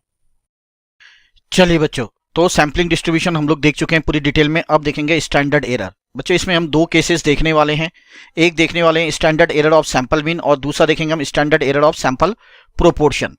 ठीक है, आपके सिलेबस में इतना वास्ट नहीं दे रखा है ना, बहुत ही छोटा पार्ट दे रखा है। मैं फिर भी थोड़े से फॉर्मूले जो है आपको डिटेल में बता रहा हूं। बच्चों standard error of sample mean की बात करेंगे तो इसमें दो केस देखेंगे। एक है विथ रिप्लेसमेंट, विथ रिप्लेसमेंट का मतलब निकाल के फिर रख दिया। दूसरा केस होगा विदाउट रिप्लेसमेंट, मतलब निकाला तो उसको वापस नहीं रखा गया। तो बच्चों इसके केस में हमारा आ जाएगा क्या, standard error of sample mean. ये फॉर्मूला है आपका। ठीक है, इसका फॉर्मूला क्या है विथ रिप्लेसमेंट के केस में, ये आप देख सकते हैं यहाँ पे सिग्मा दे रखा है और अपॉन ये आपका रूट n है। ये जो सिग्मा दे रखा है ये आपका क्या है, पॉपुलेशन का स्टैंडर्ड डेविएशन है। पॉपुलेशन का स्टैंडर्ड डेविएशन, पॉपुलेशन हम ऑलरेडी पढ़ चुके हैं। जो एंटायर जो आइटम्स है उन सबका क्या बोला है यहाँ पे, स्टैंडर्ड डेविएशन। स्मॉल n का मतलब होता है बच्चों जो सैंपल साइज, ऑलरेडी मैं बता चुका हूं आप लोग को, ये है ना पिछली वीडियोस में। ठीक है, तो ये इसका सिंपल सा फॉर्मूला है। जब हम विदाउट रिप्लेसमेंट की बात करेंगे मेरे बच्चों, तो standard error of sample mean का फॉर्मूला होगा आपका ये क्या है, स्टैंडर्ड डेविएशन ऑफ पॉपुलेशन जिसको हम सिग्मा कह रहे हैं, अपॉन रूट n का मतलब आपको पता ही है, स्मॉल n का मतलब होता है आपका सैंपल साइज। रूट के अंदर क्या दे रखा है, capital N minus small n upon capital N minus small n। ठीक है, जो कैपिटल N है यहाँ पे आपका ये कहलाएगा पॉपुलेशन साइज। ठीक है, सैंपल साइज पता चल गया, जो पॉपुलेशन से जो मैंने पार्ट लिया है ना, जो यूनिट्स सिलेक्ट किए हैं वो हो जाएगा आपका सैंपल क्या साइज, और जो पूरा पॉपुलेशन है वो आपका हो जाएगा पॉपुलेशन साइज। ठीक है बच्चों, अब आपने यहाँ पे एक चीज चेक करना है। ठीक है, क्या है, तो बच्चों ये आप लोग को मैं बता चुका हूं ऑलरेडी। अब बच्चों यहाँ पे एक चीज आपने नोट करना है। क्या सर, ध्यान से देखिए, बोला है note there is inverse relationship between sample size and standard error of sample mean. बोला है क्या है, इनवर्स रिलेशनशिप है किसके बीच में, सैंपल साइज के बीच में and standard error of sample mean. ठीक है, अब यहाँ पे देखो इनवर्स रिलेशनशिप कैसे बता रहा हूं मैं आपको समझा देता हूं। कि मान लो मैं ये वाला पार्ट ले रहा हूं, ठीक है, यहाँ पे ये क्या है, स्टैंडर्ड डेविएशन ऑफ पॉपुलेशन है ना, और ये हो गया हमारा सैंपल साइज। अब मान लो बच्चों n की वैल्यू अगर मैं बढ़ा देता हूं, ठीक है, तो जो हमारा standard error of sample mean आएगा वो क्या आ जाएगा, वो कम आ जाएगा। ठीक है, देखो कैसे हो जाएगा ऑटोमेटिकली, आप समझो ये है। ठीक है, ये आपका मान लो ये जो सेंटर पॉइंट मैं बना रहा हूं यहाँ पे आपका क्या है, ये आपका मीन है। ठीक है, अब मान लो कि ये कब था, जब n हमारा मान लो कि हमने जो सैंपल साइज है 20 लिया था। अब सैंपल साइज को अगर मैं बढ़ा देता हूं, n को मैं बढ़ा देता हूं, मतलब उसको 25 लेता हूं n को, तो बच्चों ये जो कर्व दिख रहा है ये आपका कुछ इस तरीके से हो जाएगा, ये ऐसे आ जाएगा, इतना डिफरेंस आ जाएगा, ठीक है। तो कम आ रहा है तो n को बढ़ा रहा हूं, तो ऑटोमेटिकली जब पूरा सॉल्व करेंगे तो जो हमारा standard error of sample mean होगा वो क्या आ जाएगा, कम आ जाएगा। तो उसी को यहां पे कहा गया क्या, इनवर्स रिलेशनशिप है किसके बीच में, स्टैंडर्ड एरर और किसकी, standard error of sample mean और किसके बीच में, आपका सैंपल साइज के बीच में। ठीक है मेरे बच्चों, जी सर। अगला चीज यहाँ पे एक चीज बताइए बच्चों, root over capital N minus small n upon capital N. Capital N का मतलब पॉपुलेशन साइज और स्मॉल एन का मतलब सैंपल साइज, जो हम सैंपल सिलेक्ट कर रहे हैं, ठीक है। -1 है नीचे, इज इक्वल टू, तो इस पूरे को हम लोग क्या कहते हैं, इस पूरे को हम लोग कहते हैं FPC, मतलब फाइनाइट पॉपुलेशन करेक्शन कहते हैं, या इसे हम कह सकते हैं फाइनाइट पॉपुलेशन मल्टीपल। ठीक है, ये आपका MCQ में पूछा जा सकता है। अच्छा, आपका यहाँ पे आप देख सकते हैं स्टैंडर्ड डेविएशन ऑफ जो पॉपुलेशन है अगर गिवन नहीं है तो यूज फॉर्मूला, तो उसके लिए हमें क्या फॉर्मूला यूज करना है ये आपने ध्यान रखना है। उसके लिए फॉर्मूला यूज करना है standard deviation of population is equal to small s. ये स्मॉल एस क्या है, ये है बच्चों standard deviation of sample size. ठीक है, ये ध्यान रखना। ये जो रूट स्मॉल एन है इसका मतलब आपको पता ही चल गया क्या, सैंपल साइज और अपॉन में स्मॉल एन -1। ठीक है, सैंपल साइज -1 ये रूट के अंदर होगा। ठीक है, तो ये था आपका पूरा डिटेल में। होप आप लोग को एक एक चीज समझ में आ गया। इसके ऊपर क्वेश्चंस देखो कम ही पूछा जाएगा, बट हाँ जो कंसेप्ट था, जो फॉर्मूला था कि फॉर्मूला किस तरीके से आप याद रख सकते हैं, एक एक चीज मैंने आप लोगों को यहाँ पे डिटेल में बताई है। अब बच्चों एक क्वेश्चन इसके रिगार्डिंग हम लोग देख लेते हैं। अब यहाँ पे देखो क्या बोला है, example a random of sample size. Sample size यहाँ पे 5 दे रखा है। ठीक है, तो सैंपल साइज मतलब स्मॉल एन, ये आप सबको पता है। Is taken from population containing 100 units. ठीक है, देखो ध्यान से, फ्रॉम पॉपुलेशन कंटेनिंग 100 यूनिट्स, तो यहाँ पे कैपिटल एन जो पॉपुलेशन साइज है वो 100 दे रखा है। If the sample observation, sample का जो ऑब्जर्वेशन है मान लो x ले लेते हैं, वो गिवन है हमें 2, फिर है 1, फिर है 3, फिर 4 और फिर 5 दे रखा है। हमें बोला है find an estimate of standard error of sample mean without replacement बोला है। क्या बोला है, विदाउट रिप्लेसमेंट। तो हमें पता है फॉर्मूला, यहां पे लिख देता हूं। तो यहां पे स्टैंडर्ड एरर, ठीक है, ऑफ सैंपल मीन, तो हमने क्या किया था मेरे बच्चों, standard deviation of population upon क्या किया था, एक एक चीज देखो, नीचे था हमारा root small n, small n का मतलब सैंपल साइज, तो इसे मल्टीप्लाई कर दिया था square root capital N minus small n, और अपॉन में क्या था, अपॉन में था जो आपका पॉपुलेशन का साइज है उससे -1 कर दिया था। ये था फॉर्मूला, है ना। अब यहाँ पे अगर आप एक चीज देखो तो आपका स्टैंडर्ड डेविएशन ऑफ जो पॉपुलेशन है वो गिवन नहीं है ना, ये आपका गिवन नहीं है। तो मैंने क्या कहा था, अगर ये गिवन नहीं है तो इसको निकालने के लिए आपको क्या करना पड़ेगा, तो सर इसको निकालने के लिए हमें करना पड़ेगा, देखो क्या, तो यहाँ पे स्टैंडर्ड डेविएशन ऑफ सैंपल इसका मल्टीप्लाई हो जाएगा रूट एन और अपॉन में आ जाएगा ब्रैकेट के अंदर रूट एन -1। यही था बच्चों, ध्यान से देखो, क्लियर। चलो जी, तो अभी हमें क्या चाहिए सर, हमें चाहिए स्मॉल एस। स्मॉल एस का मतलब मैंने क्या कहा था, स्टैंडर्ड डेविएशन ऑफ सैंपल। तो ये हमारे पास ये सैंपल गिवन है, दिख रहा है एक्स था ना सैंपल। अब हमें स्टैंडर्ड डेविएशन निकालना पड़ेगा।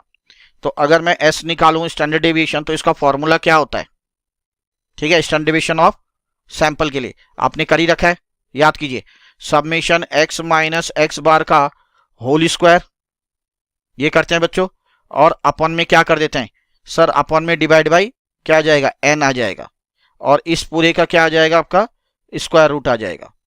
ये करते थे बच्चों, याद आ रहा है, यस सर। ठीक है, और यहाँ पे स्मॉल n क्या है, ध्यान रखना है सैंपल साइज, क्योंकि सैंपल का कर रहे हैं हम लोग इसलिए स्मॉल n डालना। तो सबसे पहले अब मुझे क्या चाहिए सर, मुझे चाहिए x बार।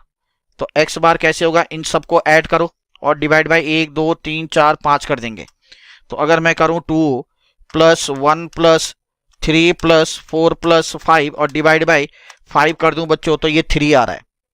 अब हमें क्या करना है, x माइनस एक्स बार। ठीक है, चलो, तो x बार मेरा आया 3, तो 2 - 3 हो जाएगा -1, 1 - 3 -2, 3 - 3 0, यहाँ पे 1 यहाँ पे 2। अब बच्चों हमें करना है x माइनस एक्स बार का क्या, होल स्क्वायर। तो ये तो 1 आ जाएगा, -2 का स्क्वायर करेंगे 4, ये 0, ये 1 और ये 4। अब इसका टोटल चाहिए मुझे, तो 4 1 5, 5 और 9 1 10। तो अब हम निकाल सकते हैं स्टैंडर्ड डेविएशन ऑफ सैंपल, तो ये हो जाएगा 10, और n हमारे पास क्या था, सैंपल साइज जो कि हमारा 5 था। तो s इक्वल टू कर दो 10 डिवाइड बाई, अगर 5 करता हूँ इज इक्वल टू और स्क्वायर रूट, तो बच्चों 1.41, 1.41 ये हमारा आ गया। अब हम क्या कर सकते हैं, पॉपुलेशन का स्टैंडर्ड डिवीजन निकालो। तो sir 1.41 multiply by root n, small n है, स्मॉल एन क्या है 5 है, और यहाँ पे क्या आ जाएगा, तो 5 - 1 यहाँ पे 4 आ जाएगा। यही होगा मेरे बच्चों। चलो इसको फर्दर कर देते हैं, क्या आएगा देखो।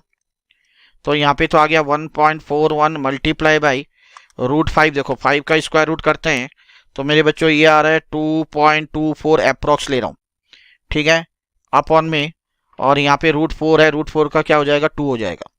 तो ऊपर देखो सॉल्व करो, 1.41 मल्टीप्लाई बाई 2.24 और डिवाइड बाई, अगर 2 करता हूँ बच्चों तो ये आ जाएगा मेरे पास 1.58 अप्रोक्स, ठीक है। अब कुछ नहीं करना है, अब क्या करना है हमें, standard error of sample mean निकालना पड़ेगा ये, ठीक है। तो चलो निकालो, ये चीज हमारी आ गई कितनी सर 1.58, ये कंसेप्ट के लिए बच्चों इतना करा रहा हूं, ठीक है।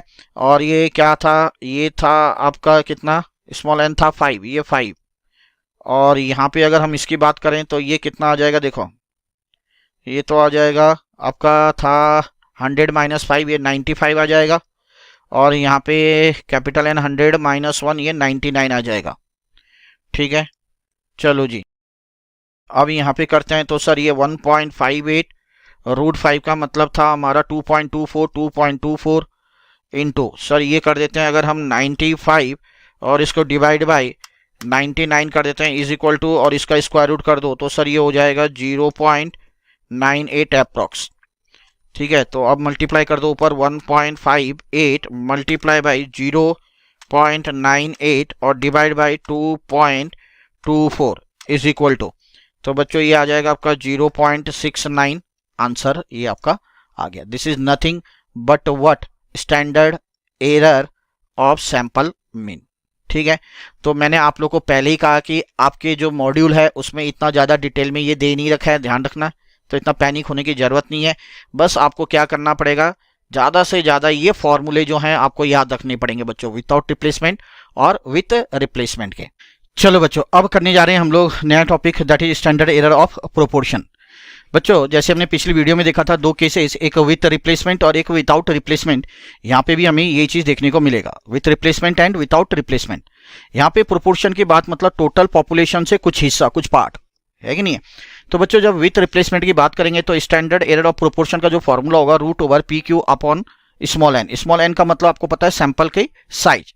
अब यहाँ पे P का मतलब क्या होता है बच्चों, ऑलरेडी मैं आपको बता ही चुका, जैसे आपने प्रोबेबिलिटी के केस में किया था, probability of success, probability of failure, है ना, तो वही चीज समझ लो, ठीक है। तो ये कितना पार्ट सक्सेस का है जो बता रहा है और कितना पार्ट फेलियर का है वो Q हो जाएगा। विदाउट रिप्लेसमेंट की जब बात करेंगे बच्चों तो स्टैंडर्ड एरर ऑफ प्रोपोर्शन का फॉर्मूला होता है √PQ अपॉन क्या स्मॉल एन, इनका मतलब मैंने आपको बता दिया, multiply by √N minus n upon N-1। Capital N का मतलब आप लोगों को बता चुका हूं पहले भी, दैट इज पॉपुलेशन साइज। एक चीज ध्यान रखना, ये मैं आप लोगों को पहले ही बता चुका हूं कि √N minus small n that is population size minus sample size upon population size -1 is equal, इसको कहते हैं FPC that is finite population correction, है कि नहीं है। और बच्चों इसे हम कह सकते हैं फाइनाइट पॉपुलेशन मल्टीपल। अब जैसे मैंने आपको बताया था सक्सेस और फेलियर का जो होता है वो क्या होता है 1 होता है, प्रोबेबिलिटी किया था ना वैसे, तो इसके केस में भी ठीक है, जो हमें गिवन होगा उसको P ले लेंगे, जो नॉट गिवन होगा वो हमें Q ले लेंगे। सपोज बोल दिया डिफेक्टिव बल्ब इतने % है तो वो P हो गया, Q क्या हो जाएगा तो 1 - P हो जाएगा, ठीक है। वही चीज यहाँ पे एग्जाम्पल से समझाया। अब यहाँ पे एक सबसे बड़ी बात चीज क्या है ध्यान रखना, अब ये जो FPC आया that is finite population correction, जिसको हमने ये फॉर्मूला दिया √N minus small n upon N-1, ये सारे क्या मैं आपको बता चुका हूं। बोला इसको हम इग्नोर कर सकते हैं कब, इसके लिए 4 केसेस हैं। N नॉट गिवन मतलब जो पॉपुलेशन साइज है कैपिटल N जब हमें गिवन नहीं होगा, पहला केस, ठीक है। जब स्मॉल n क्या होगा वेरी लार्ज होगा, ठीक है। देखो स्मॉल n अगर वेरी लार्ज होता है तो ये नेगेटिव आ जाएगा, तो ये पॉसिबल नहीं है। तीसरा बोला FPC टेंड्स टू 1, जब FPC की वैल्यू क्या हो जाएगी 1 के बराबर आ जाएगी। और चौथा केस क्या है n लेस देन 5%, जो स्मॉल n है अगर वो लेस देन 5% आ रहा है, ठीक है, तो हम FPC को इग्नोर कर सकते हैं, मतलब इस पार्ट को हम लोग क्या कर सकते हैं सर इग्नोर कर सकते हैं। क्लियर है, ध्यान रखना। चलो जी अब बच्चों कुछ नहीं था, बड़ा सिंपल था। अब इसके रिगार्डिंग हम लोग कुछ क्वेश्चंस कर लेते हैं। तो सबसे पहला क्वेश्चन देखते हैं क्या है, ध्यान से देखो। यहां पे बोला है एग्जांपल, अ रैंडम, ठीक है, sample of 100 bulbs taken from a large bag of bulbs containing 12 defective bulbs. ठीक है, ध्यान से देखो, अ रैंडम सैंपल, तो ये स्मॉल एन गिवन है आपके पास, सैंपल बोला है 100 बल्ब का, taken from a large bag of bulbs containing 12 defective bulbs. तो बच्चों पी क्या है, 12 डिफेक्टिव बल्ब्स बोला है क्या ना। तो 12 डिफेक्टिव बल्ब्स कितने में से, 100 में से। तो सर ये 12 अपन क्या हो जाएगा, 100 हो जाएगा, दैट मीन्स 0.12 हो जाएगा। तो Q क्या हो जाएगा सर, 1 माइनस 0.12 हो जाएगा बच्चों। ठीक है, तो इसको कर लो, 1 माइनस 0.12, तो बच्चों ये आ जाएगा 0.88। ठीक है, तो ये आपका आ जाएगा 0.8 और 8। अच्छा, what is the estimate of the standard error, ठीक है, of the sample proportion, standard error of sample proportion of defective bulbs बोला है। यहाँ पे एक चीज देखो, कैपिटल एन नहीं दे रखा है ना, पॉपुलेशन की क्या साइज नहीं दे रखी है। तो बच्चे कौन से फॉर्मूला लगाओगे आप बताओ, देखो दोनों में से। सर ये वाला लगाएंगे, है ना, तो सिंपल लगाओ। तो यहाँ पे हो जाएगा रूट ओवर पी क्यू और अपॉन में क्या, सैंपल साइज। तो अब देखो यहाँ पे कितना है ये सर, 0.12 और क्यू है 0.88 और सर अपॉन स्मॉल एन जो है, जो सैंपल साइज 100 है। बस करो मेरे बच्चों, तो इसको 0.12 कर दिया, मल्टीप्लाई बाय 0.88 कर दिया, इज इक्वल टू ये आ गया। इसको डिवाइड बाय 100 कर दो, इज इक्वल टू कर दो और स्क्वायर रूट कर दो। तो मेरे बच्चों ये कितना आ रहा है आपका सर, 0.032। ठीक है, ये आपका आंसर आ जाएगा। तो ये क्या है आपका स्टैंडर्ड एरर ऑफ प्रोपोर्शन। चलिए बच्चों, अब नेक्स्ट क्वेश्चन देखते हैं क्या बोला है यहाँ पे, ध्यान से देखना है। ठीक है, चलो जी, बोला a factory produces 5000 pairs of shoes on a daily basis from a sample of 500 pairs। ठीक है, तो यहाँ पे कैपिटल एन दे रखा है, पॉपुलेशन साइज आपका बच्चों है 5000, स्मॉल एन मतलब सैंपल साइज है 500। बोला 2% were found to be of inferior quality. तो P क्या दे रखा है, 2% है इंफीरियर क्वालिटी का, तो 2/100 बच्चों ये आ जाएगा 0.02। तो Q क्या आ जाएगा आप लोगों को पता है, 1 माइनस 0.02। तो बच्चों ये अगर 1 माइनस 0.02 करता हूं तो ये 0.98 आ रहा है। ठीक है, ये आपने कर रखा है ऑलरेडी। अब यहाँ पे देखो कैपिटल एन दे रखा है और हमें निकालने क्या बोला, स्टैंडर्ड एरर ऑफ प्रोपोर्शन। तो बच्चों इस केस में क्या होगा, root over P Q upon n, तो ऐसे रहेगा, इसके साथ मल्टीप्लाई कर देंगे, root over capital N minus small n capital N -1, यही होगा।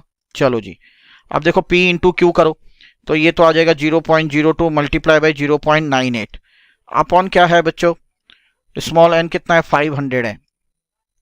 इसके साथ अब ये करोगे तो यहाँ पे 5000 माइनस 500 और अपॉन 5000 -1। ठीक है, क्या है 5000 -1 है। चलिए बच्चों, अब इसे अगर सॉल्व करें तो देखो क्या आ रहा है। तो यहाँ पे अगर मैं करता हूँ 0.02, ठीक है, मल्टीप्लाई कर दे रहा हूँ 0.98 से और डिवाइड बाई कर देता हूँ जो सैंपल साइज है 500 इज इक्वल टू और इसका स्क्वायर रूट। तो मेरे बच्चों ये आ रहा है 0.0062 मल्टीप्लाई, यहाँ पे ऊपर आ जाएगा आपका 4500 डिवाइड बाई 4500 और डिवाइड बाई 4 1 2 4999। तो मेरे बच्चों ये आ जाएगा 0.90 आ रहा है ना। चलो अब इसको सॉल्व कर देंगे, 0.90 मल्टीप्लाई बाई 0.0062 कर देते हैं। तो मेरे बच्चों ये आ जाएगा 0.00558, दैट मीन्स 0.0056 के बराबर आ जाएगा। ठीक है, तो कुछ नहीं था, बड़ा सिंपल था और उम्मीद करता हूँ आप लोगों को समझ में आ गया होगा। ठीक है बच्चों।